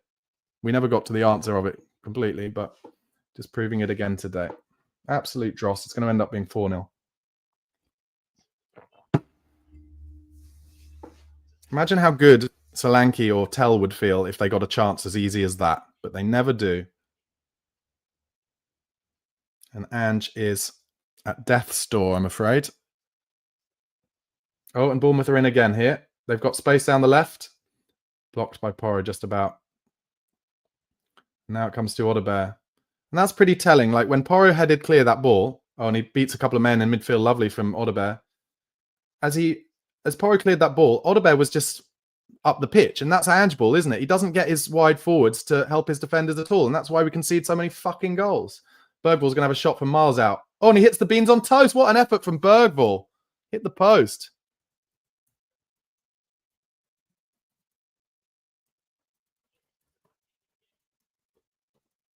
That's the second time Spurs have hit the post in the second half.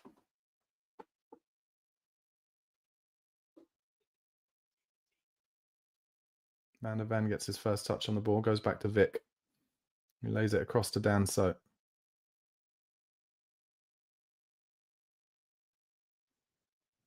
Answer me this in the comments. Do you think Daniel Levy will be tempted to sack Ange today and not give him that second leg? And just hope that we do something a bit... Sarr has scored from a cross. 2-1. And that's what supporting Spurs is like now. Don't even celebrate it.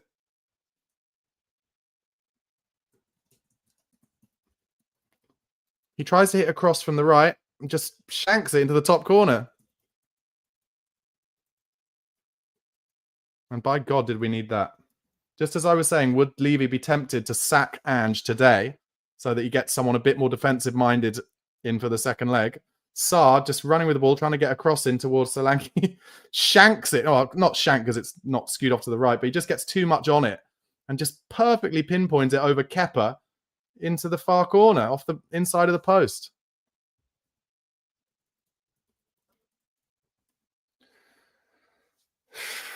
Didn't even raise my heart rate. Sorry. Absolutely zero chance of us not conceding again. That's why, probably. At least got the fans off their seat a little bit. Porro now taking 15 seconds over a throw-in when really we should be using this. Actually, do you know what? I've just seen they've just cut to a picture of the fans. They're not off their seats at all. They're exactly like me.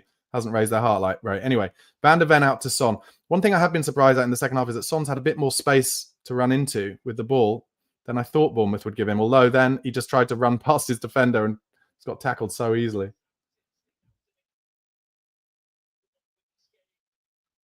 And Semenyo is going to be one-on-one here, but it's a poor ball. Comes to Vic. Come on, you Spurs. Surprise me somehow. Good ball from Vic out to Sarr. And that's a yellow card for Semenyo for sure. Professional foul from him.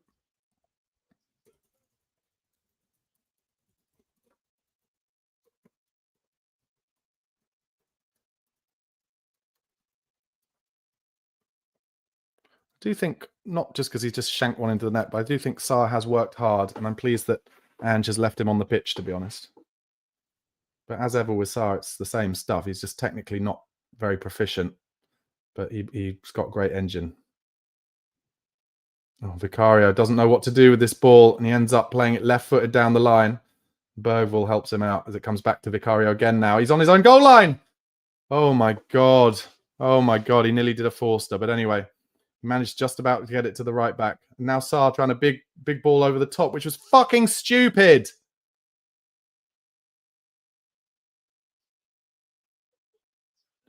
They're just showing the replay, basically. Oh, my God. Vicario is so lucky. It was on his own goal line. And I don't know, I think it was Kluivert maybe pressing him. Very nearly just got his body in the way. Careful here, Pedro. It goes back to Vicario again. He's going to have to get rid of it, and he does. And the fans, ironically, applaud Vicario just for clearing it long. And that's not going to help Ange either, I'm afraid. Good stuff in midfield, Spurs to keep possession. Danso puts his foot on it. Don't mind that. I think he made the right decision there because Bergvall was too close to him. Van der Ven goes into Maddison, who just played a horrible ball. Bergvall just saves him. Danso plays it down the line nicely into Odegaard. Good first touch from Wilson. Bad second ball, though, to Sarr, but Bergvall picks it up. Puts his foot on it. Rolls it back to Sarr.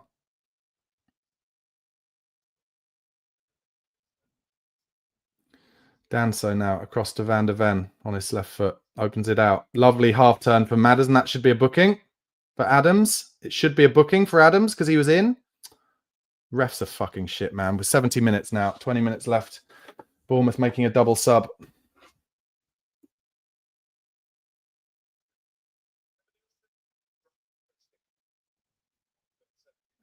Evan Nilsson and Christie off.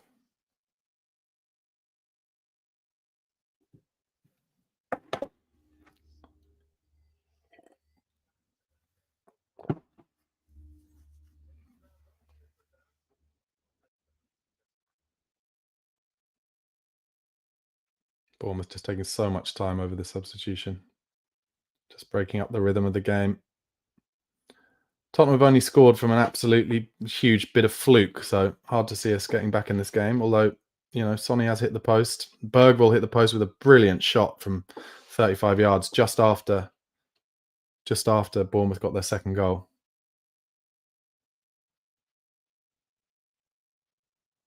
Vicario has it at his feet now, looking to go a bit more direct. Solanke's still on the pitch, of course, as well. And that it goes straight down the middle to him. Flicked on. Oh, and Odegaard got around him. Actually, it was Sonny up with for the first header, wasn't it? And then just a big up and under. Danto's going to have to get the first header on that. Does well. Bergvall wins the second one. Sarr does well to help him out, and it comes to Bergvall's feet. Comes narrow. Does well in midfield there, Bergvall. Opens it out to Odegaard. Good stuff from Lucas. It's the young players doing well here for Spurs. As Sarr slips over. A few slips in the second half. Come on, get away from him, Lucas. Finds it out to Odegaard. Porro is down the line for him if he wants to. Doesn't. Comes inside to Sarr instead. Who goes outside to Porro. Sarr just pops it. Little 1-2 between Sarr and Porro, but Bournemouth very much back in their shape now. Porro turns away. Madders takes it off him. Oh, and Madders. And they're 3-on-2 here. They're in down the right, Bournemouth, because of Madders.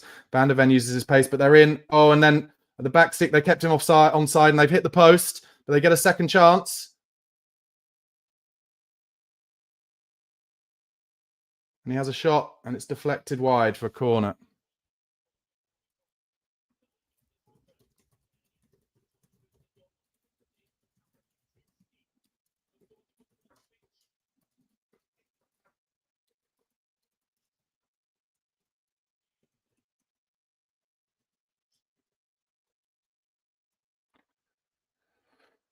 Oh, dear. We've seen these games so many times down the years when managers are on their last legs and just players just making terrible decisions. And I think I'm not going to go so far as to say I don't think the players are playing for him, but I don't think they think deep down that it works. Here comes the corner, by the way. Oh, and it's a free header at the back post because Vicario came, but it's over the bar from Howson. Yeah, but just to carry on, I just don't think the players really fully believe that this system works, and they probably just feel like we concede too many goals, basically.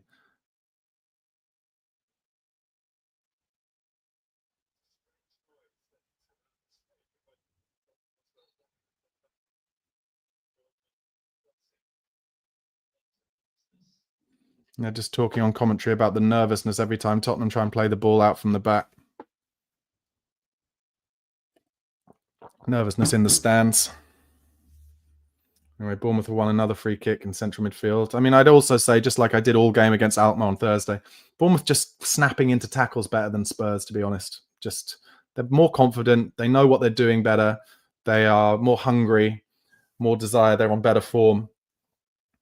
And we've seen it a few times in the last few years when Bournemouth have gone to Old Trafford, for example, and they just turn United over. And it's this one of these kind of performances. And I fully expect Bournemouth to get the next goal as well. Solanke still working hard. Can we afford for him to play a full 90 minutes here when he's got to play full 90 minutes on Thursday? Don't know. Well done, Sarr. Wins a foul. Surely there. What the fuck is the ref playing at? What is the ref playing at? Howson. One pass through midfield, and they're in, but it's offside. 15 minutes to go, guys. And as it stands, I don't think there'll be much added time either. Danso into Porro. Chips one over the top, straight into central midfield. And Madders had to work hard there twice. He did well there, Madders. And then played a poor ball to Spence. And Son doesn't help him out, but it comes back to Madders, who tries a big swinger. Bournemouth managed to get the ball down. And Scott is on the pitch for Bournemouth, who was on Tottenham's list as well. He's a Tottenham fan, actually, Scott. Ex-Bristol City player. This game is just getting into Bournemouth's zone again here. They've just pop it about. Been a good audition for Iraola. Lovely ball from Howson out wide right. Bournemouth just moving Spurs around now. And then eventually Kepa will try the big one over the top of Porro towards Semenyo. Porro wins the first one. He's actually offside. Bergvall takes the free kick. Odebear is totally on his own, though. And then is dispossessed by Kirkes and Semenyo together. Just got to say it. Someone said it, I think, in the comments at halftime. Bournemouth just a better team than Tottenham. Lovely from Bergvall, though. Dispossesses in the midfield.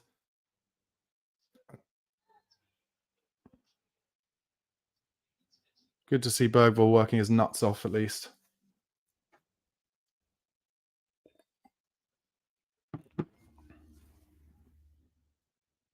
Iraola giving it a lot of this on the touchline. The atmosphere at the stadium is so flat.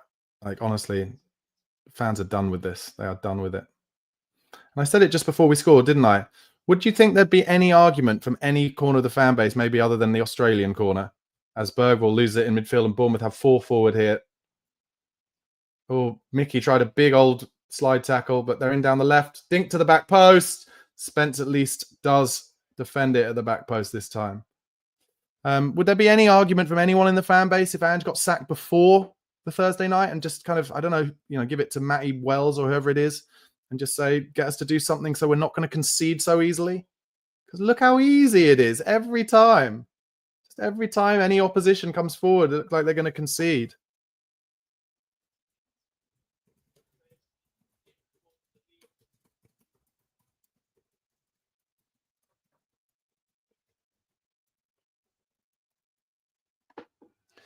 And on Thursday night, our season will be over. That's what I predict.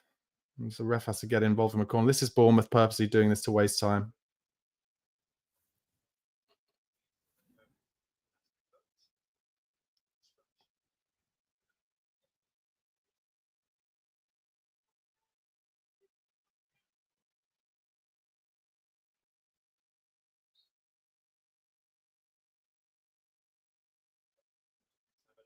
Here comes the corner. In-swinger over the top of Vicario. Easy win at the back post from Howson again. Wide. Bournemouth working their nuts off to get back in position.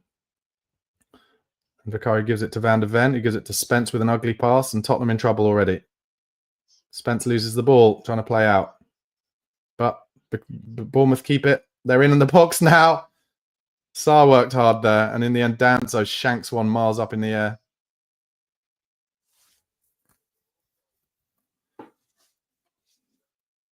You cannot tell me that the players are just like, oh yeah, this is the best way to play.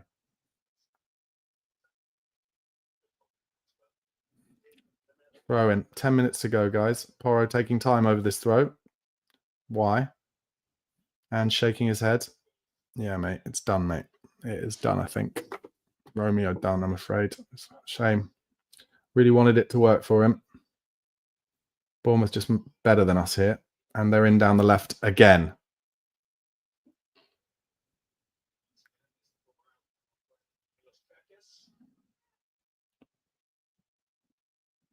And they're just slowing this game down, Bournemouth. They're just keeping it away from us.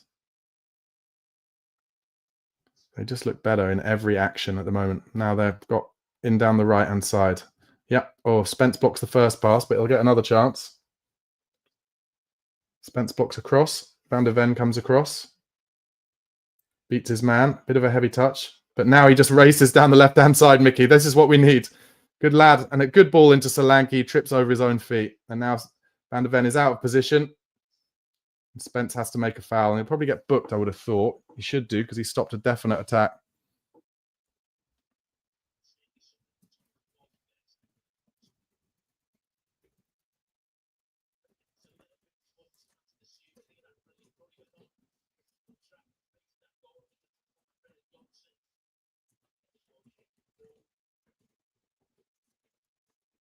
Bournemouth making another sub. Watching Tottenham. Stressful business. What will this be? How many home defeats will this be? Shocking. Shocking. David Brooks on for Tavernier. 10 minutes left. Well, 9 minutes officially. And Bournemouth going to put a free kick in the box here. Spurs fans starting to leave, you can see in the background, because they know nothing's coming from this. Bournemouth dink it up to the back post, and it goes all the way off for a goal kick.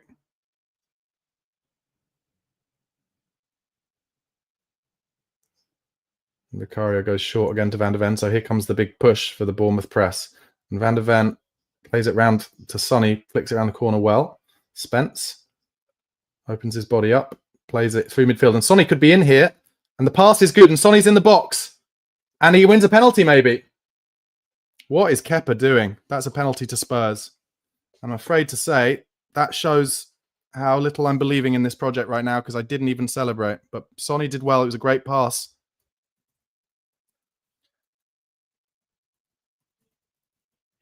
Yeah, and Carragher has said, what is he doing? Because Sonny is going nowhere, and Sonny just draws him into it. But it's given on the pitch, so I think this will be very hard for it to be turned over if there's any contact whatsoever. And there is.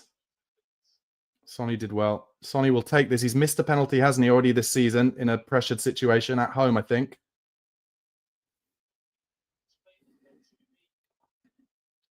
But it was a perfectly weighted through ball. That was the first bit of actual quality on a pass that has led to that. Iraola is going mental, and you can see why.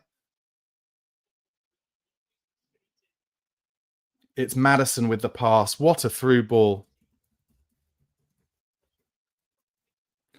Now, will Sonny take this? Because he's missed one this season, hasn't he? Oh, it looks like it might be Solanke, but is he just holding it for Son?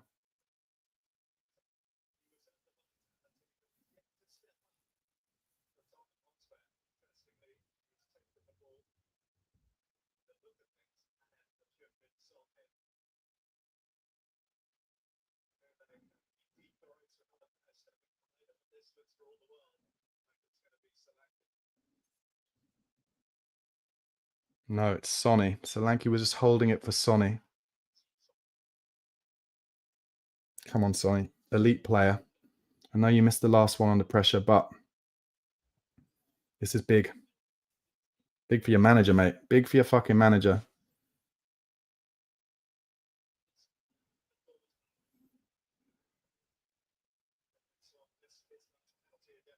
Yeah, he missed the last one against Wolves. He went to the keeper's right, which is where he always goes. He's breathing. Taking another breath. Here we go. Oh, he went down the middle. He dinked it down the middle. It's 2-2. Brave as fuck.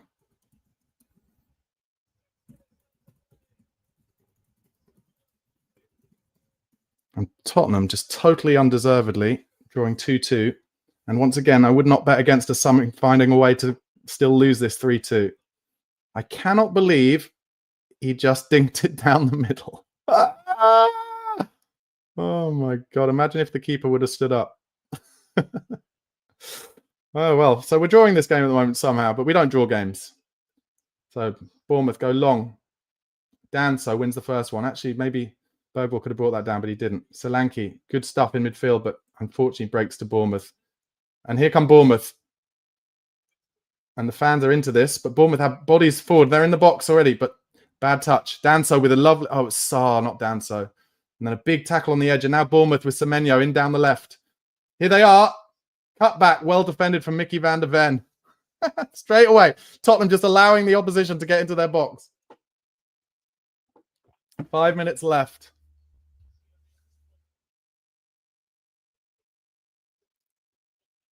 Iraola looking stressed on the bench.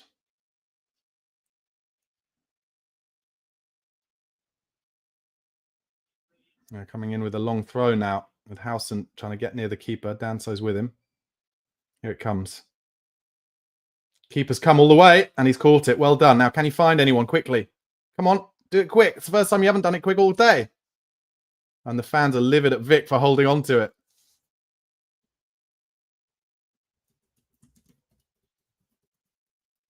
Something's happened in the halfway line with Madders.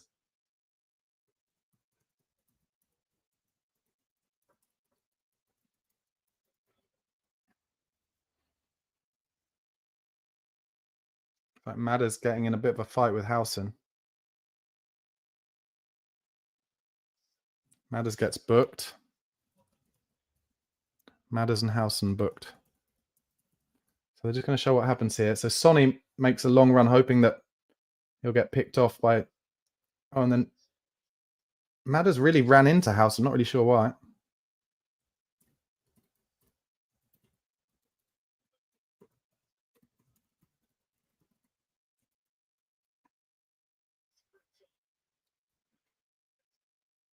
So Porro off for a doggy. Spence will go to right back. What a strange substitution to make at this moment. I don't know. I guess some more power from both fullbacks. But Porro, maybe a bit more chance of something technical good happening. Anyway, Van der Ven goes for a long ball over the top towards Madders. Bit of an interesting one. But Bournemouth clear. Go long to the halfway line. Danso up for the first header. Oh, he lets it bounce. What are you doing, Kev?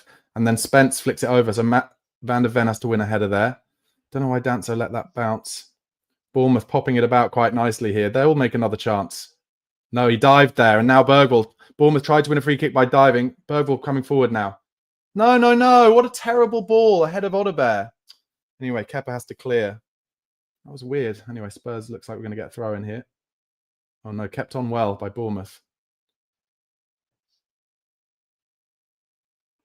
Danso running towards his own goal. Goes back to Vicario. He's going to need an option here.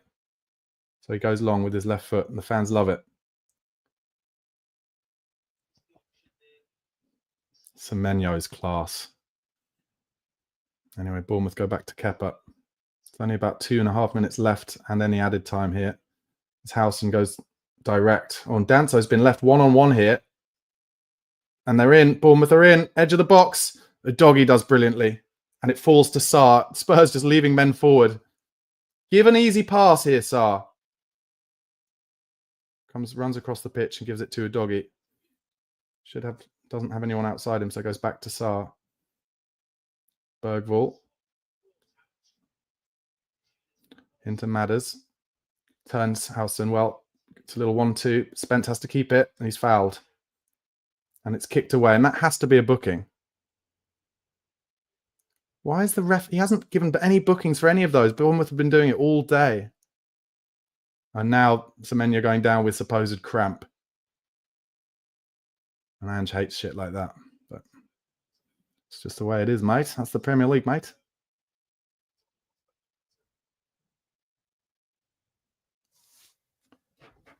It's all about breaking Spurs' rhythm. They all do it. And the reason they do it is because it works. They've got the physio on for this. Jesus Christ.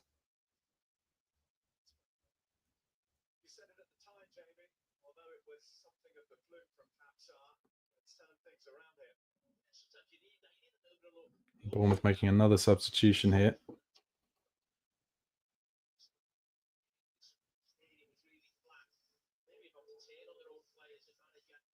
Semenya goes off, actually. Sinistera on.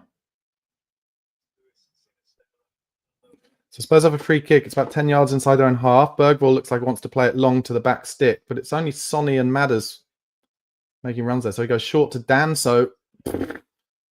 What the fuck are we doing? Anyway, we've managed to keep the ball somehow.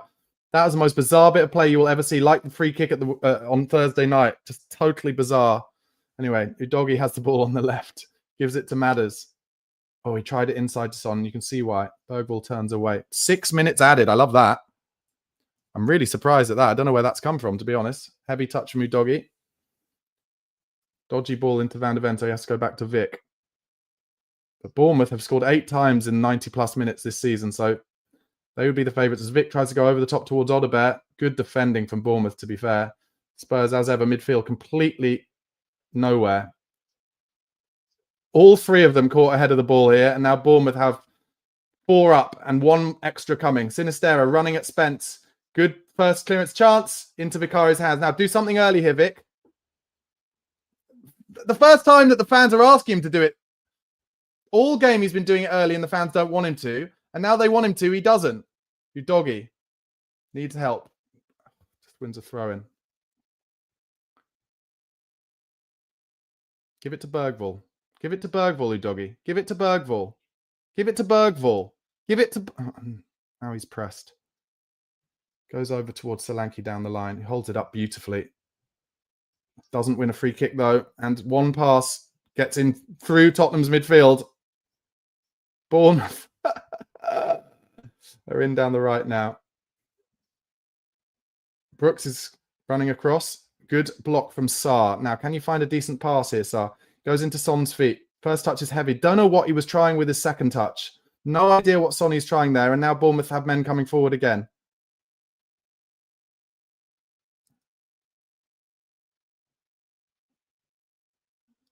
Bournemouth fans getting behind them. Oh, wonderful down the left. Spence caught in trouble there, but fights back really well, Jed Spence. Now needs an option.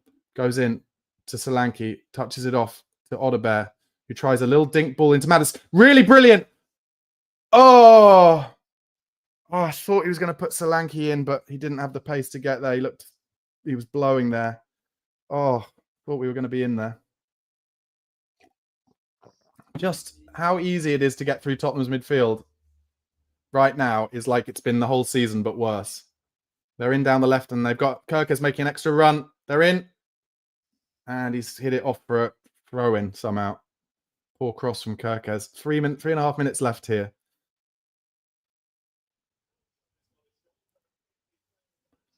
Marcus Tavernier gets the player of the match.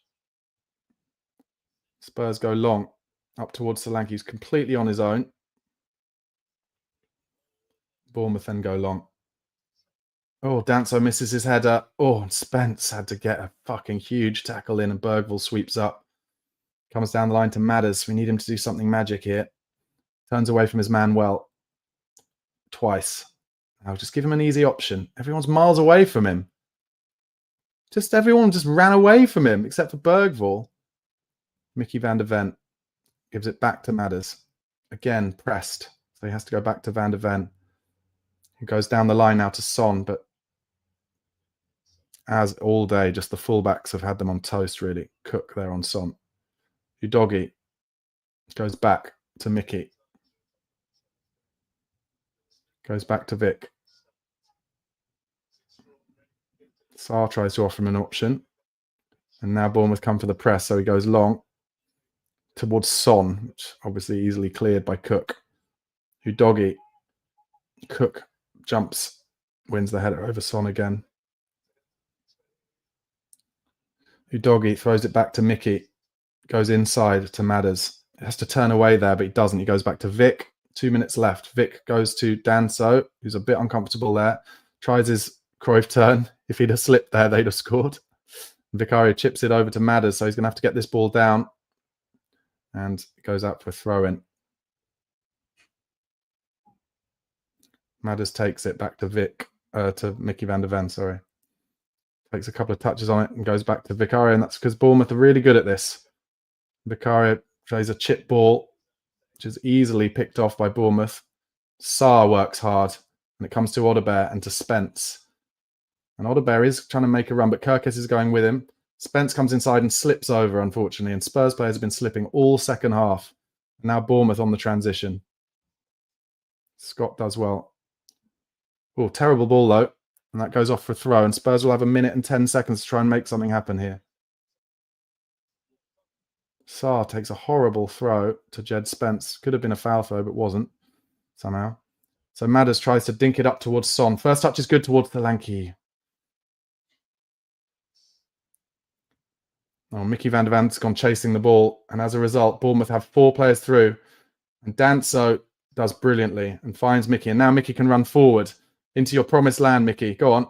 Oh, and he tried to beat him on the inside. Why not? At least he's trying to make something happen.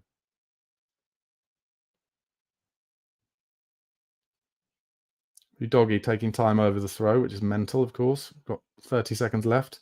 Goes into Sonny's feet. Sonny holds it up really well. And plays a ball inside to Bergvall. Bergvall does brilliantly with his body shape to keep it. Goes to Sarr. Goes to Odebear. He's one-on-one with Kirkes. Could go down the line to Bergvall. Does. Puts it maybe a bit too far in front of him, but Bergvall is in the box now. Can we make a chance? Can we get a cross in? Sarr's inside to Madders. Madders. Why not? He has a dig. Oh, and then Udogie tries to... Oh, and he gives away a free kick. And that will be the end of the game. That is the end of the game. Deary me. What a game. What a weird game. But, yeah, I mean, I think the big problem is that I don't care. It's just incredibly clear to me now that Tottenham Hotspur cannot keep clean sheets, and you are not going to win the Europa League unless you keep clean sheets. That is just a fact. And just kind of another... Sorry, I just have to get something. Just a kind of another depressing performance, I'm afraid. And that is to say the very, very least. I will do the match review any second.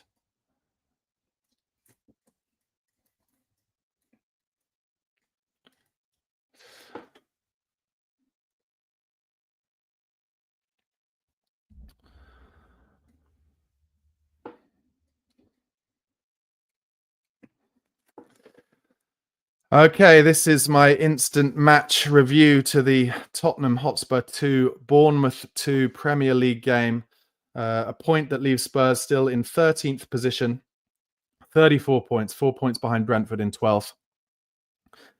I was talking all through the game about how I felt like this was end of days for Ange Postecoglou, and Tottenham were 2-0 down with maybe 20, 25 minutes to go. And, you know, I was incredibly sure that we're just seeing the last week in the life of Postecoglou as Tottenham manager. And nothing, I'm afraid, from the fact that we got a point out of it, makes me think any differently. Just as far as I'm concerned, an incredibly poor, inevitable performance, outplayed throughout the entire game by Bournemouth. I'm sure Ange will come out and say, oh, you know, we showed resilience. We were able to get a point against a very good Bournemouth team. But you had Romero there, you had Van der Ven there. You know, Romero played the first 60 minutes, Van der Ven played the last, 35, 40 minutes. Neither of them seem to get injured, which is good news. But I'm afraid we have been told, and a lot of us, including myself, have been saying all season, it's all about the injuries. And when we get the injuries back, we will suddenly magically play this incredible football that will blow oppositions away. No. Not happening, guys. We are so easy to play against. We are so easy to frustrate, to get us out of the rhythm of the play that we want to do. And if we don't have that rhythm, we don't score any magic goals from outside the box. We don't score from set pieces. And so there's really no break in any of the games for any of the players to feel confident and to feel like, oh, we've got this, so we can pop it around and we can move teams around. And AZ Alkmaar will have watched that today and they'll be like, oh yeah, everything's going to be all right on Thursday night because they're going to score a goal. So what are we looking at? Tottenham having to win this game by 2 clear goals, having to score at least 3 goals against a team like Alkmaar who'll set up 11 men behind the ball. I don't think they'll pop it around as nicely probably as Bournemouth were able to today. I was very impressed with Bournemouth. Really well organised. You know, they do it the right way. When they have the time on the ball to pass it around and to pop it about and get it into the 10 roll and get in behind, they do it. But when they're under pressure, they go long. They go direct. They put it on Semenyo's head who can win it in the air. Tottenham don't do that. Tottenham just endlessly try and do the same thing, play into the opposition's hands. Talking about an opposition who will have trained all week, especially to counteract any kind of Ange ball, if you want to call it that anymore. And we only scored 2 goals because Pap Sarr kind of shanked one accidentally, which was a cross into the far corner. And then because Kepa is still a liability as a goalkeeper. Just the one good thing that happened in the game, really, in terms of the final third. One brilliantly weighted through ball from James Maddison that led to Sonny going round Kepa and Kepa idiotically diving at his feet and taking him out for a penalty. Good penalty from Son, was brave. But Tottenham not at the races today. And look, I'm desperately hoping that somehow some magic happens on Thursday night that will play us back into form and confidence, but they are shot to pieces, that lot. I'm sorry. And of course they're shot to pieces. They're 13th in the league. A club who should be, you know, and a team who arguably should be fighting for Europe. And yeah, I was saying it actually throughout the game, just before, certainly just before Pat Matsar scored the first goal.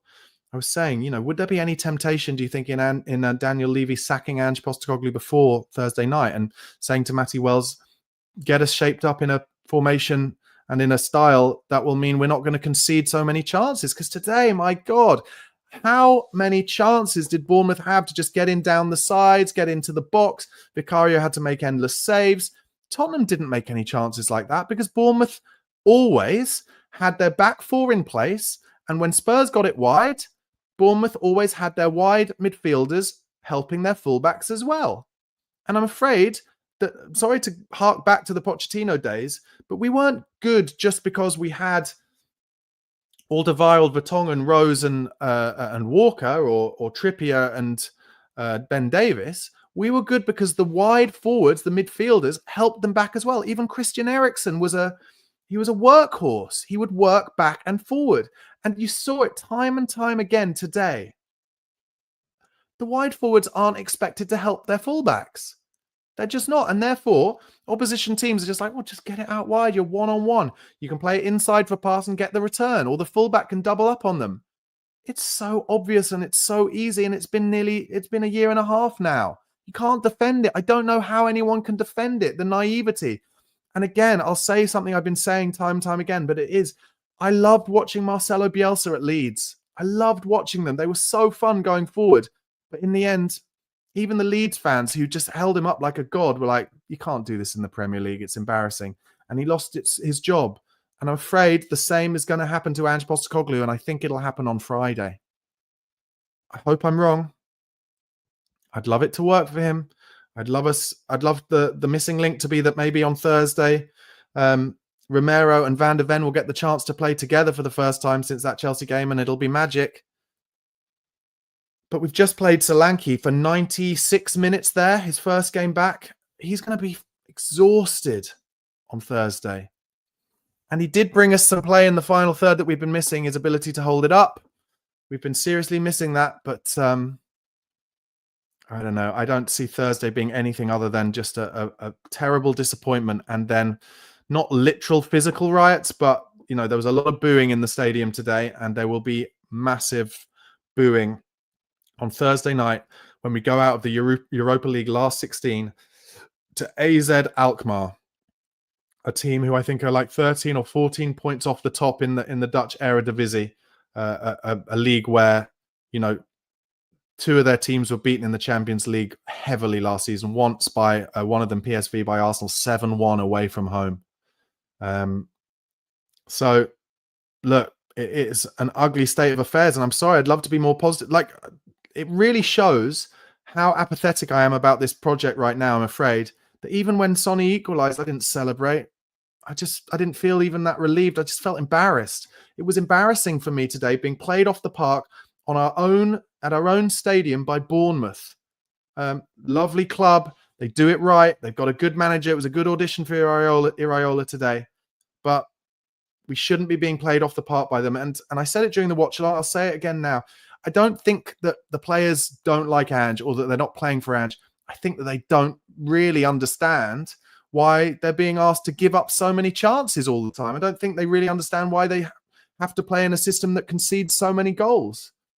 And I think that probably costs them maybe 10% of their work rate and desire in every game. You could tell it again for the second time this week, playing against an opposition who just had more desire than Spurs did, more trust in their own system, more trust in their own ability, just knowing that they could make Spurs do their little pressy runs and then just pop it around them.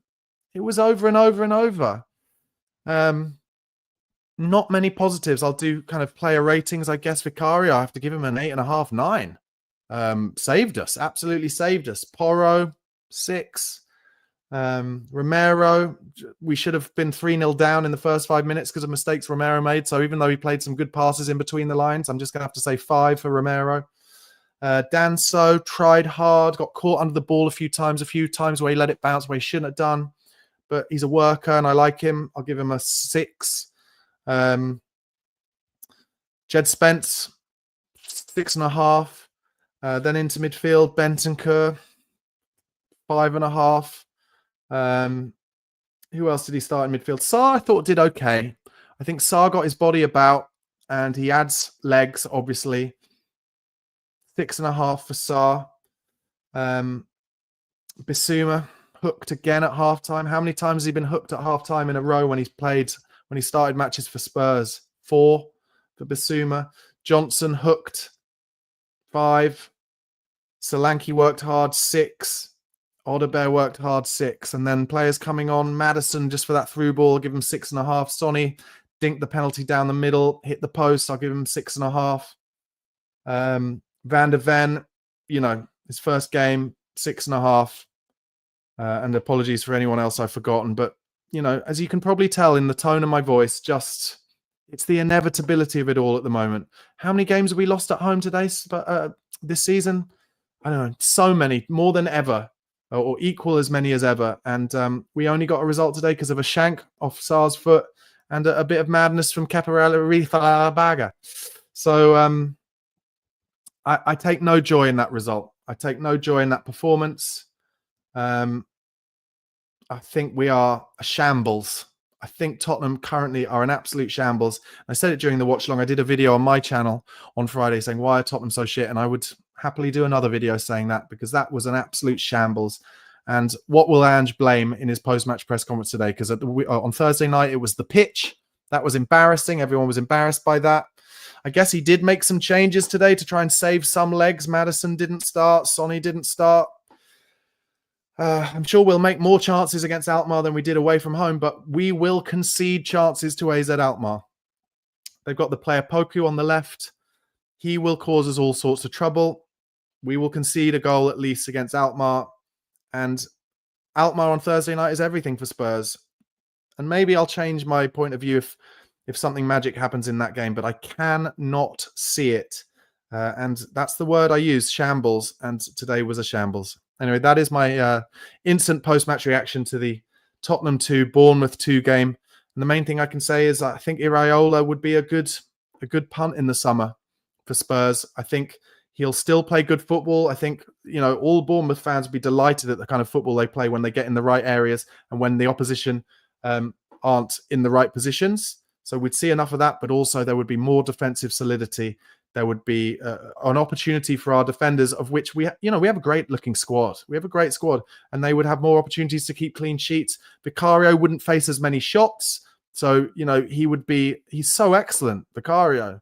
I have to say, and I'll put my hand up, when Kinski came in, I said, I was impressed with him the first few games in his starting position, and I thought Vicario might be in trouble, but his shot stopping Vicario is absolutely unbelievable. And he's made some improved changes to his set pieces, defending set pieces as well.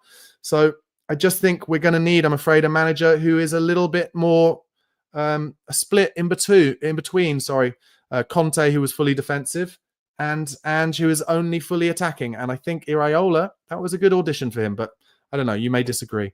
Anyway, guys, thanks so much for watching. Do give this video a like if you haven't already, and make sure you subscribe to the channel. Come on, you Spurs.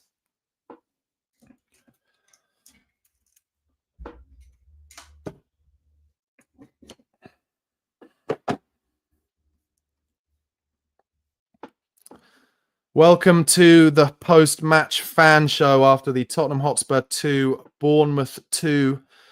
Bit of a debacle, I'm afraid, even though we got a point and we don't get many draws. Embarrassing performance for me. I'm not going to sugarcoat it. Tottenham got incredibly lucky. A goal that got us back in the game from 2-1 down, where Pat Matasar tries to cross it with pace and he shanks it into the far corner. And then a penalty because Kepa Arrizabalaga, I can't say it, dived out at Sonny's feet, and Sonny cleverly won a penalty. But not much to write home about. But of course, this show is all about speaking to Spurs fans from all around the world.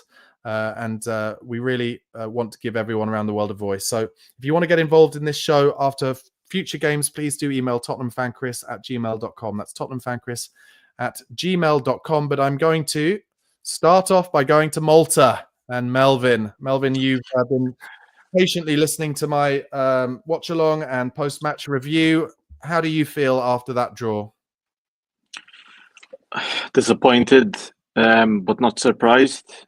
We're not in a position of strength in any sense. We've not been playing handball for a long time. I've not seen. Is a draw a fair result? You could say, Bournemouth were, in a way, they'd be disappointed not to take all 3 points. We're a team that's struggling to score, struggling to create. Some players played well, some players did not. I'm extremely disappointed with Pedro Porro. I'm ready to give up on this player. I know it's been a poor season overall, but I mean, the amount of misplaced passes Pedro does in a game. I think in the second half, they even stopped trying to pass to him in the build-up because we lose the ball immediately and Bournemouth are on top of us again. We have the ball for about 5 seconds and they have it again. It's disappointed. I don't know if it's on the manager. I mean, some of the substitutions helped. Some of them didn't make sense. I don't know why he doesn't play or try Dane Scarlett. For me, like we're not in a good position, so might as well take a chance and play him. Solanke did okay though, didn't he, Melvin? He did. But in the 80th minute, he looked really tired. I mean, I know he was trying to run and he doesn't stop. But with Thursday in mind, you would think Scarlett possibly would have got into a position where he could have scored or held up the ball or done something. I mean, listen, Barnaby, in August, we're going to need to take a decision on Scarlett. So might as well, we still got a draw today, a point. So it was a good risk to play him. Sarr, I think, played well. I was happy with Sarr. I don't know, if that was a cross or a shot. I do with the cross, a bad cross. Yeah. If I took that shot and that cross and scored it, I would have claimed it as a goal. I'll be honest. I would die on that hill and say I tried it. But good for him. Sometimes in football you need a bit of luck, and it brought us back into the game. Disappointed with Brendan Johnson. Odobert was okay. Romero had a lot of rustiness in the first 10, 15 minutes. Mhm. Vicario continues to keep continues to keep it from being embarrassing. His saves he can get low so quickly, and his arms are really long, and he gets down and always gets a touch on the ball. And I think where would we be if we didn't have Vicario? For me, I think he might be one of the names for long-term captain of this football club. Needs to be considered. His passion, how much he yells, his leadership. I don't know what to say. I think the midfield, Bissouma did okay. The midfield three is always, I feel there's a lot of unbalance in this football team. We struggle to create, we struggle to defend. So why do we have these three midfielders? I thought Bergvall came on and looked impressive. Yeah. Game after game, he looks like he's improving. An amazing shot, wasn't it, that hit the post? Incredible shot. Yeah. I think he's bulked up a bit, hasn't he? Bergvall. He looks bigger. Maybe a couple of kilos more, hanging out with Kulusevski. Probably tells him, listen, you need to hit the gym, you need to do this after training. And happy to see Van de Ven back. In the sauna in the gym together. Yeah. Happy to see Van de Ven back. Where does this leave us for Thursday? I don't know. I'm not confident. A draw, we didn't lose, but it's not good. I'll be honest with you. It's not good. How's the atmosphere going to be on Thursday is another thing. It's something that I'm worried about. There's lots of seats available online for sale still. Right. Because I keep seeing online. I don't know. The manager, there's massive question marks on the manager. I mean, if we get past Thursday, it's just papering over the cracks. There's still lots and lots of issues with the team. I feel there's imbalance within the squad and lack of leaders, lack of people knowing how to win games. I just don't know. What do you think about what I was saying sometime during the watch show? Do you think there'll have been any point today where Levy was like, and I'm considering we're talking about a man who sacked a manager just before a final, who might be thinking, actually, if I just give it to the assistant manager, he might play a bit more defensively and not concede so many chances against AZ Alkmaar. We might have a chance of going through. I don't know. I don't think giving it to Mason, for example, I think it would show that the club has failed again. The club has failed again. But it would almost confirm it from the manager. I'm really interested to see what they're going to say at the end of the season with a statement, to be honest, because he'll come up with some bullshit and say we've invested in youth. This is a long-term project, sorry to interrupt, Melvin, but is there not some element where Tottenham fans have to take some responsibility for this as well? Because a lot of the big calls about, especially in the kind of change for Tottenham movement, is another manager won't make a difference. It's not about the managers. But what about if you're in a situation where actually you can visibly see time after time some of the biggest naivety in the entire Premier League in terms of how we're defending against opposition teams?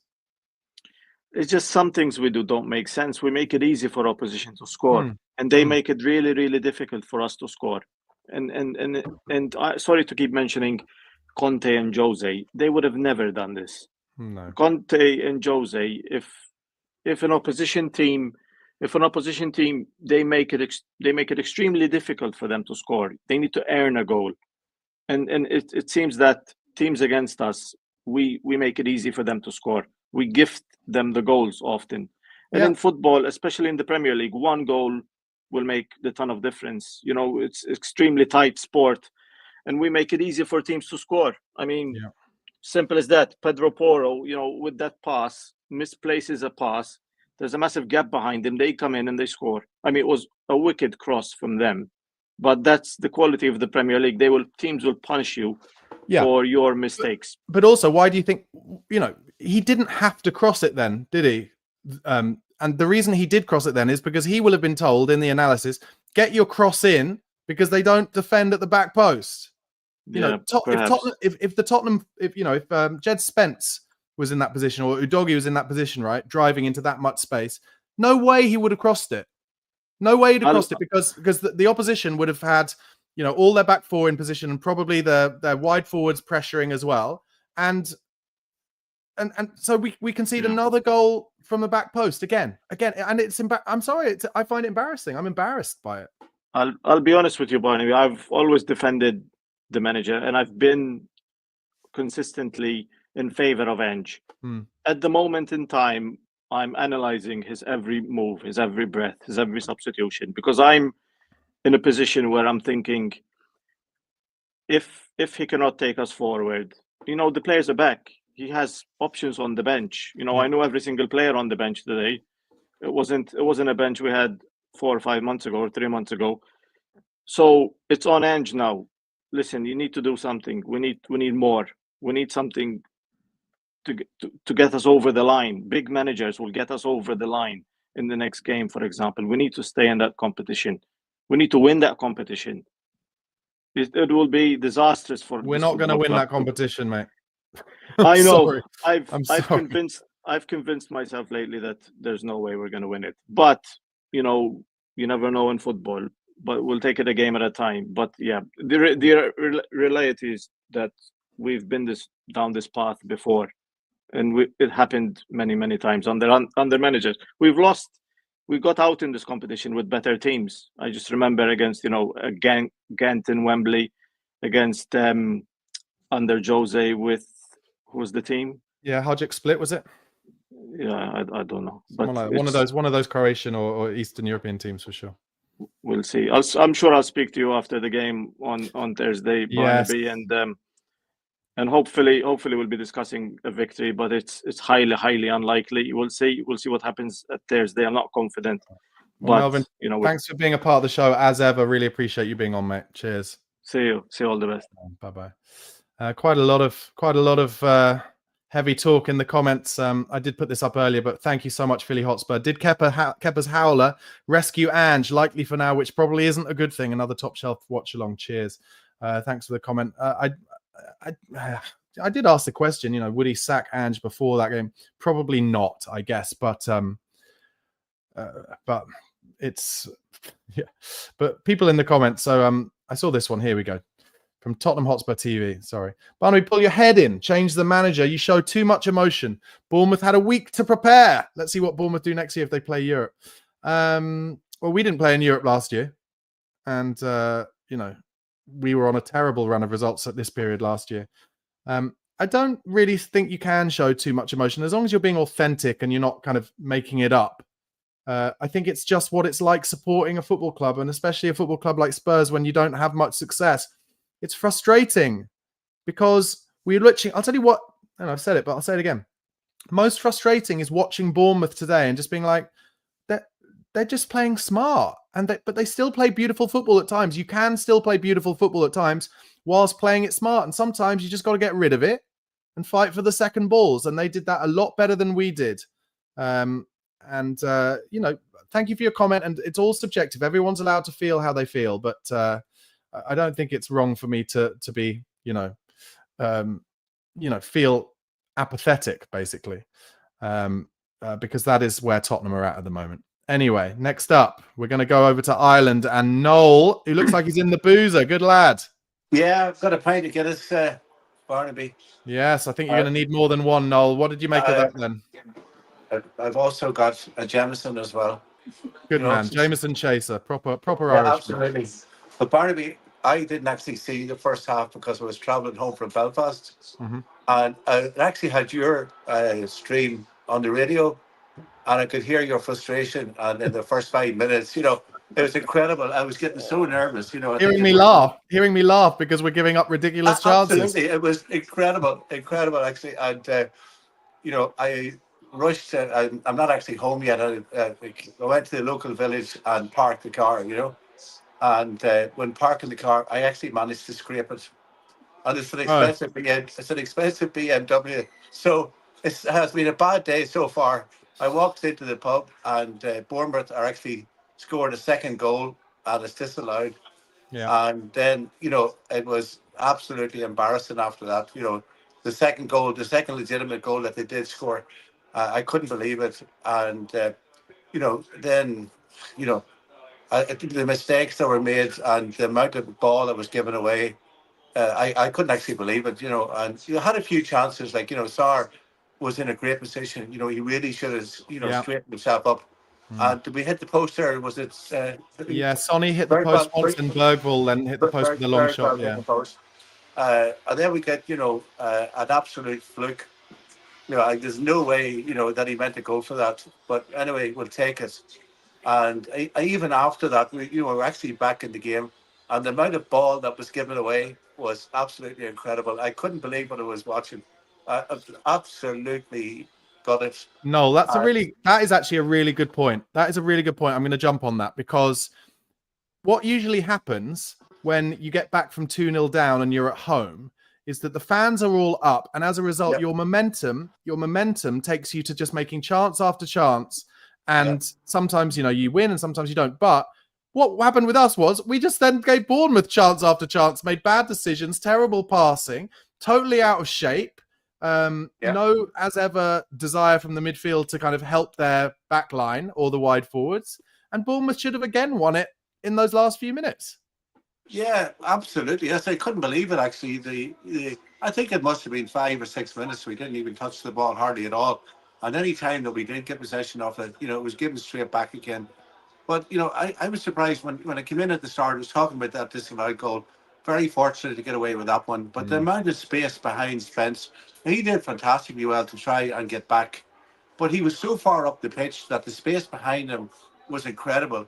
Look, people have already said it, that teams play, you've said it, the teams play against Tottenham, we make it easy for them. The amount of space that there is in behind us because we play too high.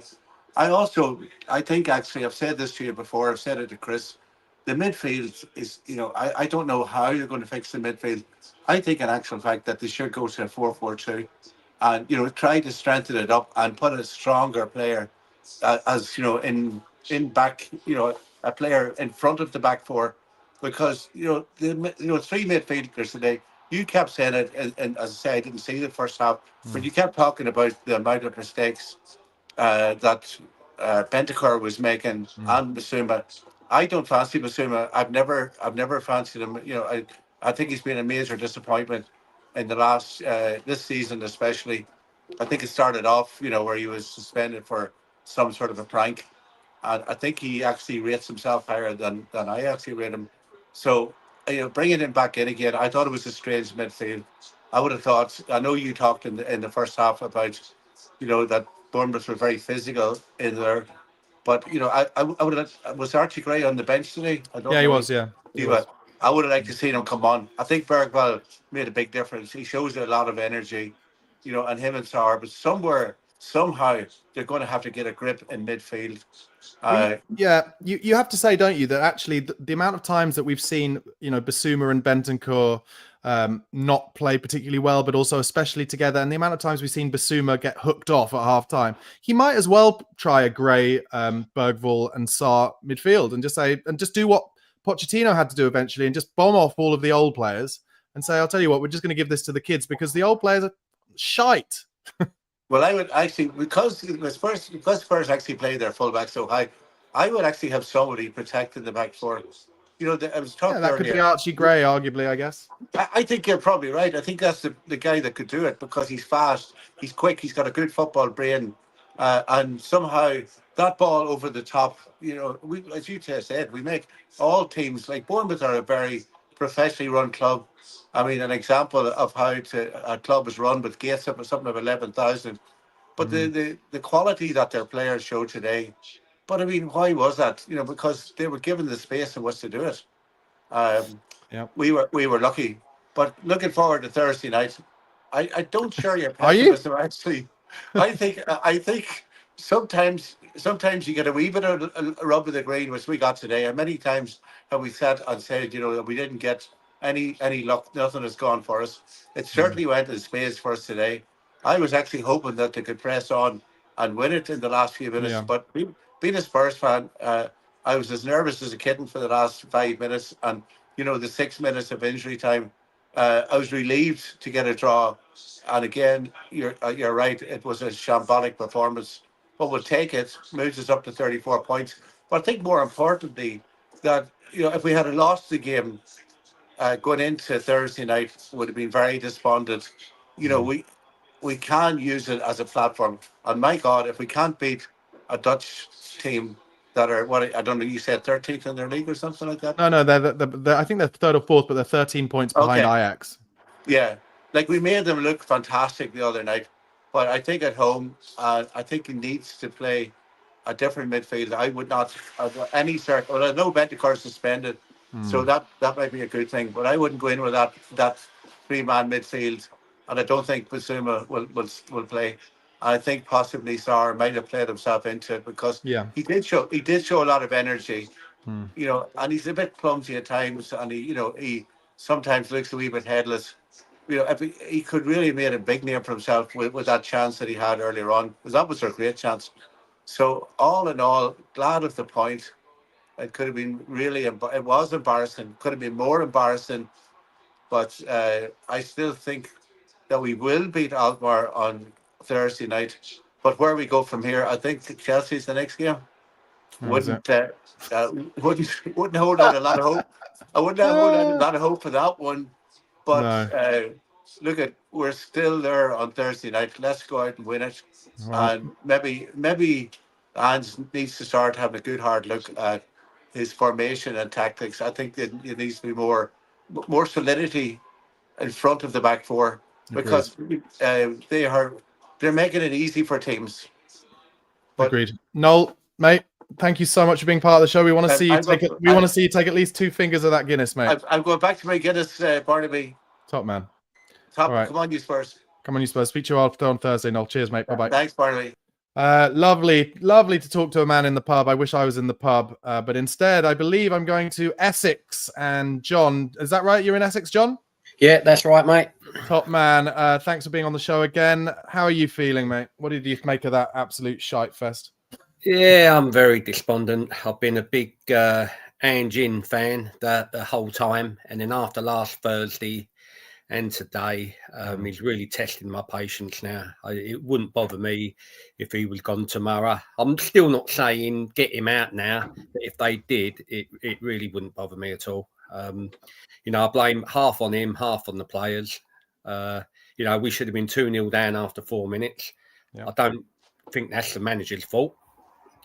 The first 4 minutes. So the players have got to take some blame as well. I was going to the game. I was going to buy 4 tickets for Thursday. And after that performance on Thursday, I've refused to. I'm not giving them my money. I think that's, John, I think that's a really interesting point, because I've said it before. I'll say it again. Apathy is the biggest problem that Daniel Levy will have in this situation. And if it gets to the point where people are deciding, like you, to literally not go to games, and we get to a point where, and this was happening towards the back end of the Wenger management of Arsenal, where they would have big games there and there'd be swaths of empty seats at the Emirates. If that starts happening at Spurs, there'll be problems. And look, I get that we're in a painful rebuild, etc., but when you start like me today, when I'm not celebrating goals because I'm kind of embarrassed at how bad the team are, that is the apathy that will lead to people not paying for their season tickets and stuff. Yeah. I mean, when I watch the games at home, my next door neighbour knows when we've scored a goal normally, because I'm shouting, jumping up in the air. Now, like you say, I'm just sitting there. My missus can be in the kitchen. She don't even know if we've scored. I don't make a sound. It's just, the football's killing me. It really is. When he first came in, I loved his idea of all this attacking football. And I remember after a few games, a couple of interviews with Maddison and someone else, and they said he won't let us pass the ball back. Yeah, he won't let us pass the ball back. That's all we do nowadays. Yeah, we get the ball, keep passing it back non-stop. But to me, it's actually, sorry to interrupt, but to me, it's like we pass it back when we should be going forward, and then when we should be passing it back, we're trying to play some fucking ridiculous ball Romero in the first minute, left-footed across his own box straight onto the chest of Evan Nilsson. It's just it's decision making, which I think for me is bred by just probably a lack of. It's not understanding. It's not that they don't understand the system or what they're being asked to do. It's that they're just kind of out of form from it all, and a lot of them coming back from injuries as well. They just make bad decisions over and over again. Yeah, I just think the players ain't as good as what we think they are. When you have players come at your own club, every fan loves their own players, and we think they're better than what they are. And I've just come to the conclusion that half of them are really not good enough. They're really not. I mean, and another thing I wanted to mention, I read somewhere Solanke scored the most headers last year in the league for Bournemouth. Mm-hmm. We don't cross. No. We don't cross the ball to him. No. To have any. Now, if that's a real stat, surely we don't make him any chances. We don't make him any chances. No, we don't make the centre under Ange. The centre forward doesn't get chances made for him. He doesn't. No, yeah, definitely. It's I agree. I agree with you in that. I've always wanted it to work out for Ange, and I do, but it's the inevitability of it, I'm afraid.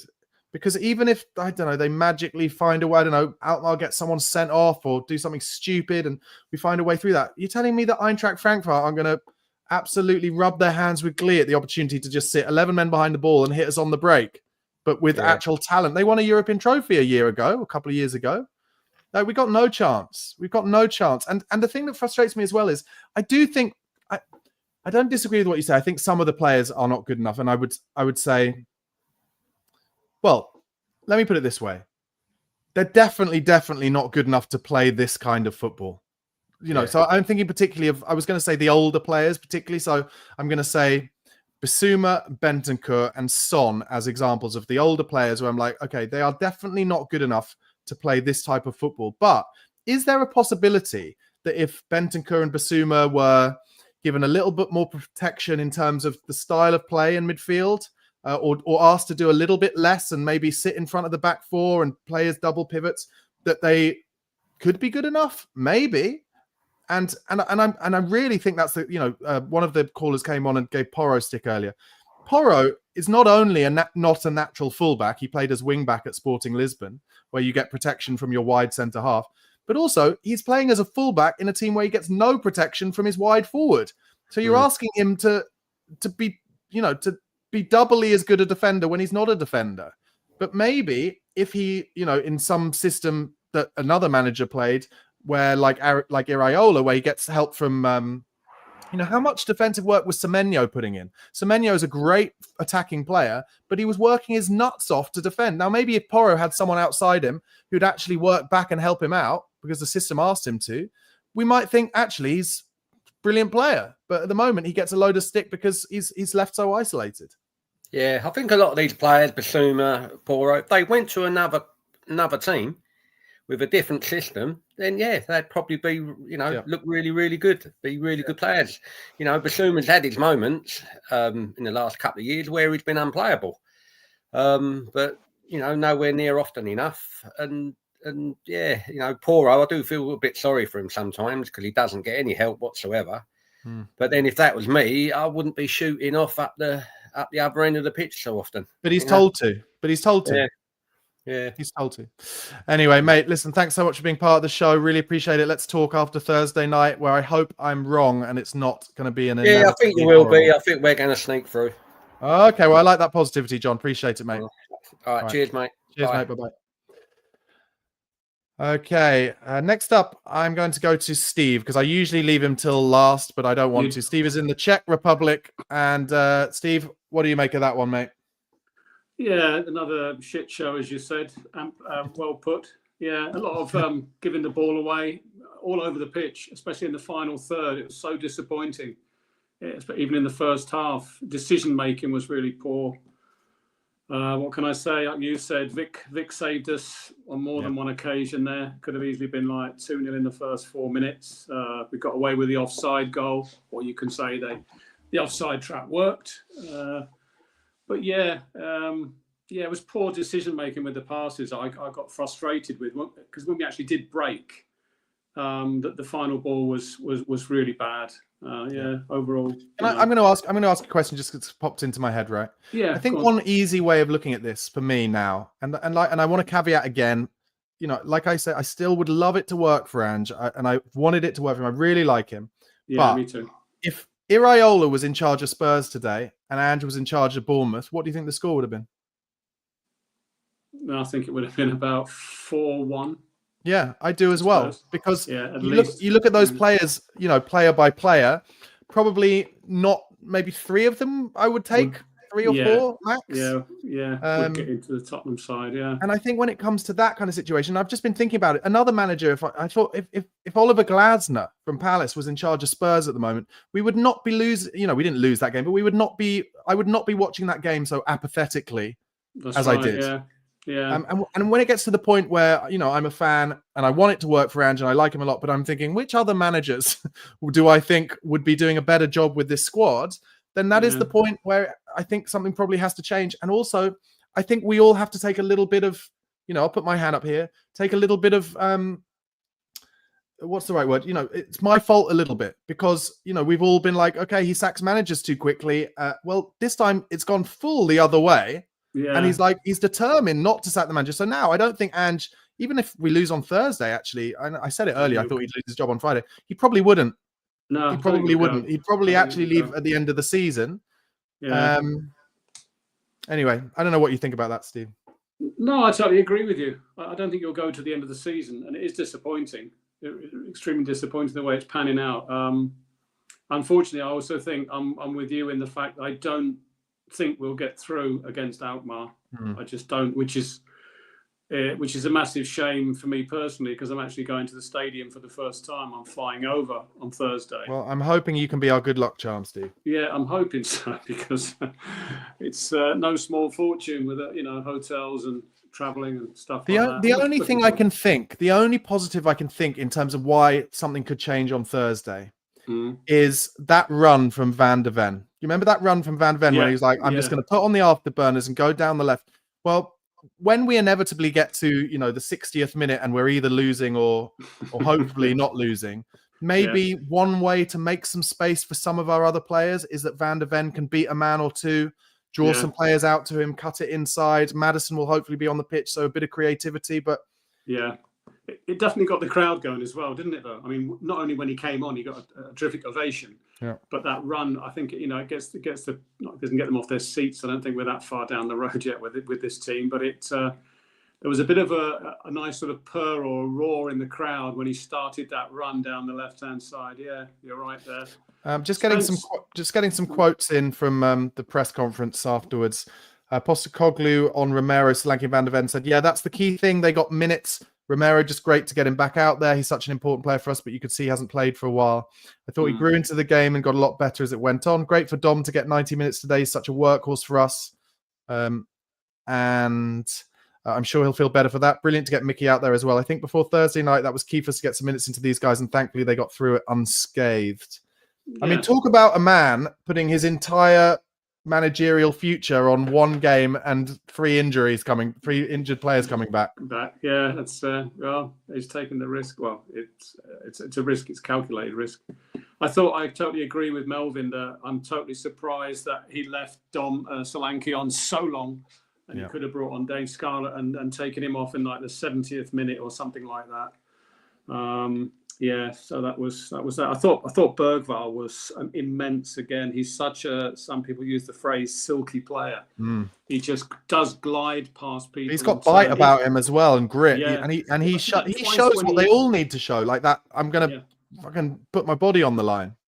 Exactly. There was twice when he was tripped in a run. He was on his knees and then he managed to stand back up again and carry on with the ball. He did that twice. Yeah. And he was very unlucky with that shot. Finally, someone having a dig from the edge of the box. Yeah, I'm tired of when it gets a little bit too intricate. Although the one chance we made, which was clear cut, Sarr snatched at it. It was really a side foot, place it in one of the corners, and I don't know.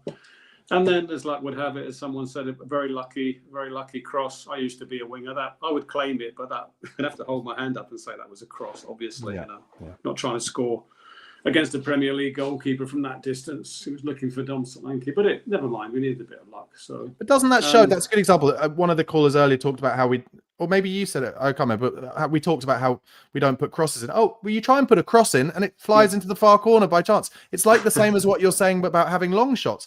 Have some long shots, and one might deflect off someone's bum and go in the goal. But we don't do any of that. We just slow it down again, backwards, sideways. It's horrendous. I was very disappointed, although he had a good game in the first half. If you remember Odobert, when he got to the byline, finally cut inside, and he had two people coming in on the edge of the box, and he just sort of lofted it over Solanke, and it was to nobody, and that was the end of one of our very few attacks in the first half. Johnson was terrible again. I don't care what anyone says. He was abysmal, but he got hooked anyway. So obviously somebody agrees. But not hopeful for Thursday. But as I say, I'm going over, so I'll lend my voice and money for a seat and try and enjoy it. I guess realistically, then I'll be speaking to you after the next league game. But hopefully, you can be the lucky man who turns our fortunes around, and we can get through to the Europa League last day. Okay. All right. Thanks for being a part of the show, All mate. right, Really Barnaby. appreciate it. Top man. Thanks Bye-bye. for not leaving me to the end. No Thank problem. you. Bye-bye. Okay, next up, I'm going over to India and Sanjay. Sanjay, thank you for waiting, mate. Let me know what you thought of that Tottenham performance today. Oh, you're on mute, Sanjay. I'm going to need you to unmute yourself. Yeah, sorry. There we are. Yeah, I think it's frustrating, but I have actually a balanced, reaction from the first half and the second half. Especially when Berrywal came in, Son came in. The only thing that I saw is that the passion in Berrywal. Apart from that, the other players, they were just playing the game, but there were so many missed chances, so many missed passes. They are just giving the ball to Bournemouth to play. And that is something which was very frustrating. Yeah. Also, I agree with you. Sar's goal of that long shot also didn't give me an excitement as much. It made me feel as if he was making that cross, but it's very hard to say if he was actually going for the goal or making that cross. Well, he wasn't. Sanjay, I'm just going to interrupt you quickly because Postecoglou, I've got some quotes from Postecoglou on Lucas Bergvall. He said, Lucas was great. He's been great, but he's played a lot, and we've just got to be mindful of that. He's becoming an important part of our team. I thought he made a really big impact when he came on. Like I said, we were sloppy when we were on the ball in the first half, and he's one who takes a bit more care with it. He's a technician, and he carries the ball really well. I thought he and Sonny made a really good impact when they came on. So that's good that Ange talking positively about Bergvall. Yes, so I think Ange is right about that, because the only thing that we all saw was Berrywal's performance. That was the major highlight of the entire match. Apart from that, in the first half, in the 13th minute, when, Brennan Johnson was making that cross, no one was there inside the box. No one was there. And it's just so frustrating because, and also, Ange's tactics are so predictable right now, because every time we are seeing that you are going into the corners and then making a cut-in shift, even I can see that happening. So any players who are there in the defensive side will already make those markings against those players, Son or, Udogi, anyone who is there, and they will just block it off. And I think Pedro Porro was very bad today. It was frustrating. The pass to Johnson that he was trying to make in the first half was clearly out of proportion. But I don't know how it will go on Thursday. Just optimistic. But if I had to give my own opinion about Ange right now, it will be like, see, his tactics are solid, not too much, but I think it's just a one-way tactic. He has to have some other backup plans. Maybe, explore them more in the central area in the final third instead of just going into the right or the left corners of the pitch, and, experiment as much as they can. Yeah, I don't disagree. I think one of the other problems that we've got with Ange, or with Tottenham as a whole at the moment, is, like I said, I'm pretty forthright in that I think it's going to be a difficult and probably an ugly night on Thursday night. So after that, then the season, will probably come to a pretty crashing halt. And then what kind of players are going to want to come to Tottenham if we finish in 14th place next season? I mean, yes, we've got money because it's the Premier League, but, I just don't foresee us being able to get those players that we're going to need to really push our first team on, especially in midfield. It will be hard to get, established players in the club right now, given the chance, given the position that we are in. Because first of all, my understanding is that, we will only get 18 years or 19-year-old players paying, 20 million, 50 million euros for them. And then we have to wait for another 3-4 years to get them habituated with the tactics and then prepare a proper team. But this can not go on forever.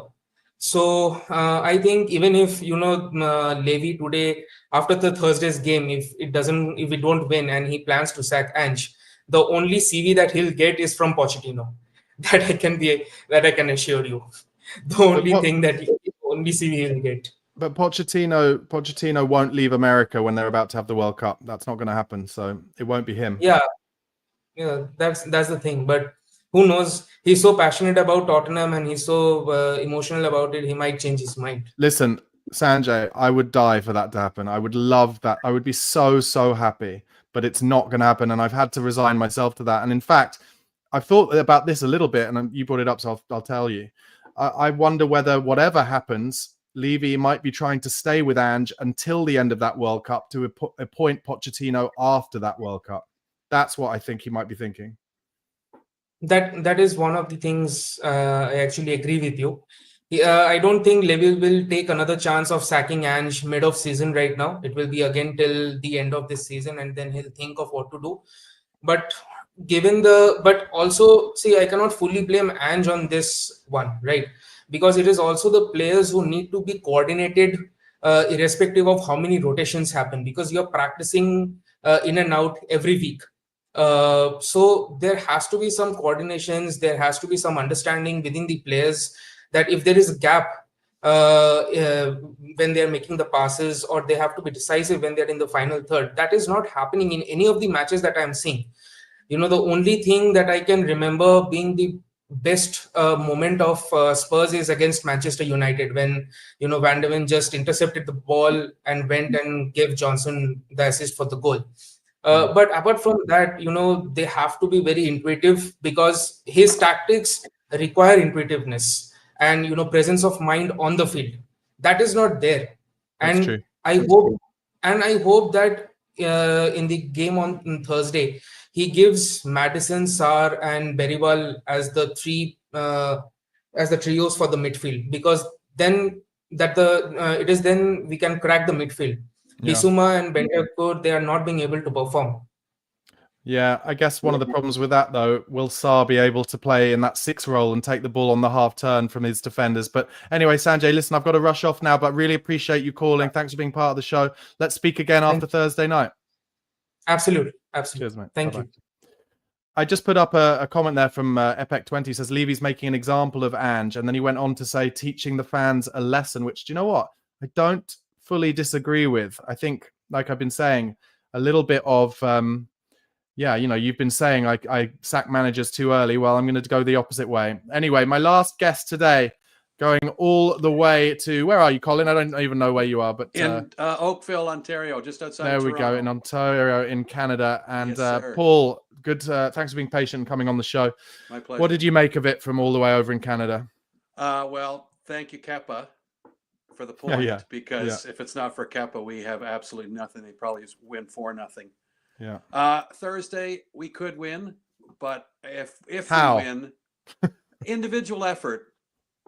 Like, how do we see goals being created in the system in which we're playing? It's usually because somebody does something well. It's not. We don't seem to be generating a lot of chances. So how can you, if you're looking for Dominic Solanke, if you're a Dominic Solanke fan, you're standing 6 inches from the TV to try to find him because nobody else is finding him. So if we win, and you know what? I think we will. I think we're going to win 2-1. I know you don't believe it, but I really think. Do you mean 2-0 on the night? Yeah, that we're going to win an aggregate 2 exactly. I think. You think we're going to keep a clean sheet? They don't score a lot of goals. If they score first, we're fucked. Well, of course, but they scored first last time, and how is it that a team? I would love to. I'm not that deep into payrolls, but what's the payroll of that team versus the payroll of our team?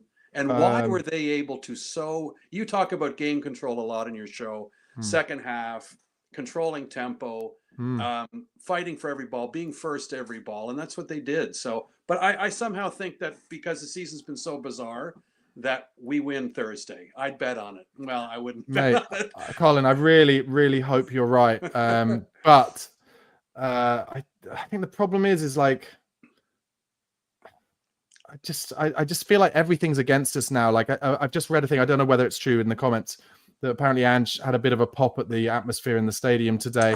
I can't foresee the atmosphere in the stadium rocking in the way it needs to on Thursday night. There'll be an expectation that the players need to do something to make that atmosphere happen, and I think the players are a bit fearful at the moment. They're not at it. Who is the owner of the Oakland Raiders who said, "Just win, baby"? You know what I mean? Just win a game. Unless it's Billy Bean, I don't know. I can't remember his name, but stop talking about the pitch. I mean, my goodness. Yeah. The atmosphere in the stands. I mean, I notice, if you've ever coached anything and you watch Ange on the sideline, coaches have that time when you don't know what to say anymore. Like the worst feeling in the world, right? How come there's never any dialogue between him and his assistants? Look at Bournemouth today. He's turning back. He's talking to people. I'm not saying that's not a criticism. That's just an observation. He just stands out there, and it seems to be the coaching's over once the whistle's blown. I don't know if I'm right or wrong, but that's just what I notice. No, that's definitely been something that other fans have picked up on and got frustrated about. And if you look at Areola today, and I think I'm getting his name wrong there, but apologies. But he is kind of almost he's not Mikel Arteta, where he's really super annoying and really a prick. But he definitely is more akin to how Pochettino used to be on the bench, which is like, kind of a lot of kind of cajoling, I think is the word I used during the watch along. And I think a lot of fans want to see that. But your point about him never talking to his coaching staff is a good point. Yeah, there's kind of none of that, is there? And why do players underperform? I mean, when you look at the guys we brought in, and we were excited to get them. We were excited to get Basuma. We went and got him. We were excited to get Madison. Why do players underperform in this? Why are they underperforming? Why aren't they playing well? Look at what Bournemouth got out of it. Look at Kirkez today. Look at what Bournemouth gets out of those guys. A big part of that is because we're 13th in the league, and so it's a vicious circle. We're 13th in the league because we're playing poorly, but you can't then magically get confidence and form when you're 13th in the league. And every time you get the ball, you're in the back of your head, Ange is saying, no, you've got to be brave and you've got to play on the half turn and whatever. But in the head, you're like, but 60,000 people are going to boo me.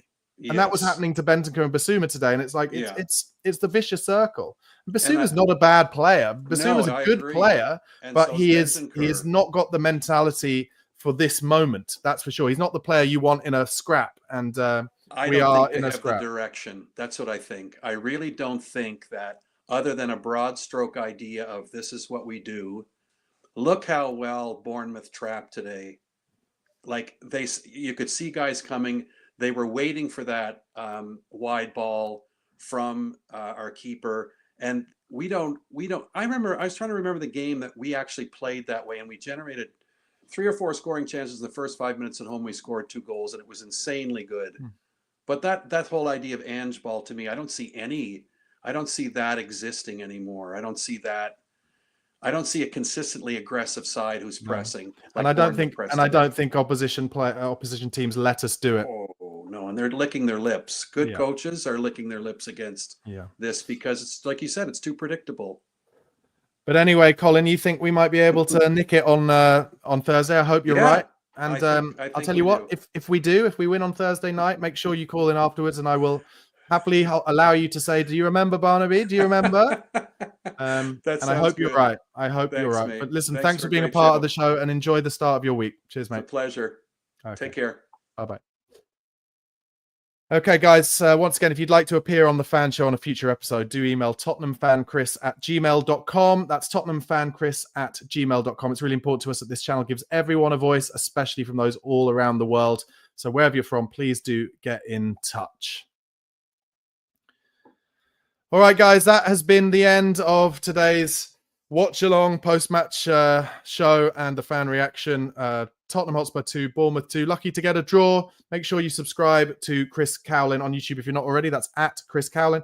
Also subscribe to my channel at Barnaby Slater _ on YouTube. And Chris will be back in 5 minutes with the Spurs Chat podcast on this channel, but not this stream. So go and find the other stream. He is joined by Craig Dim and Orkan Basser and Tim Spurrier.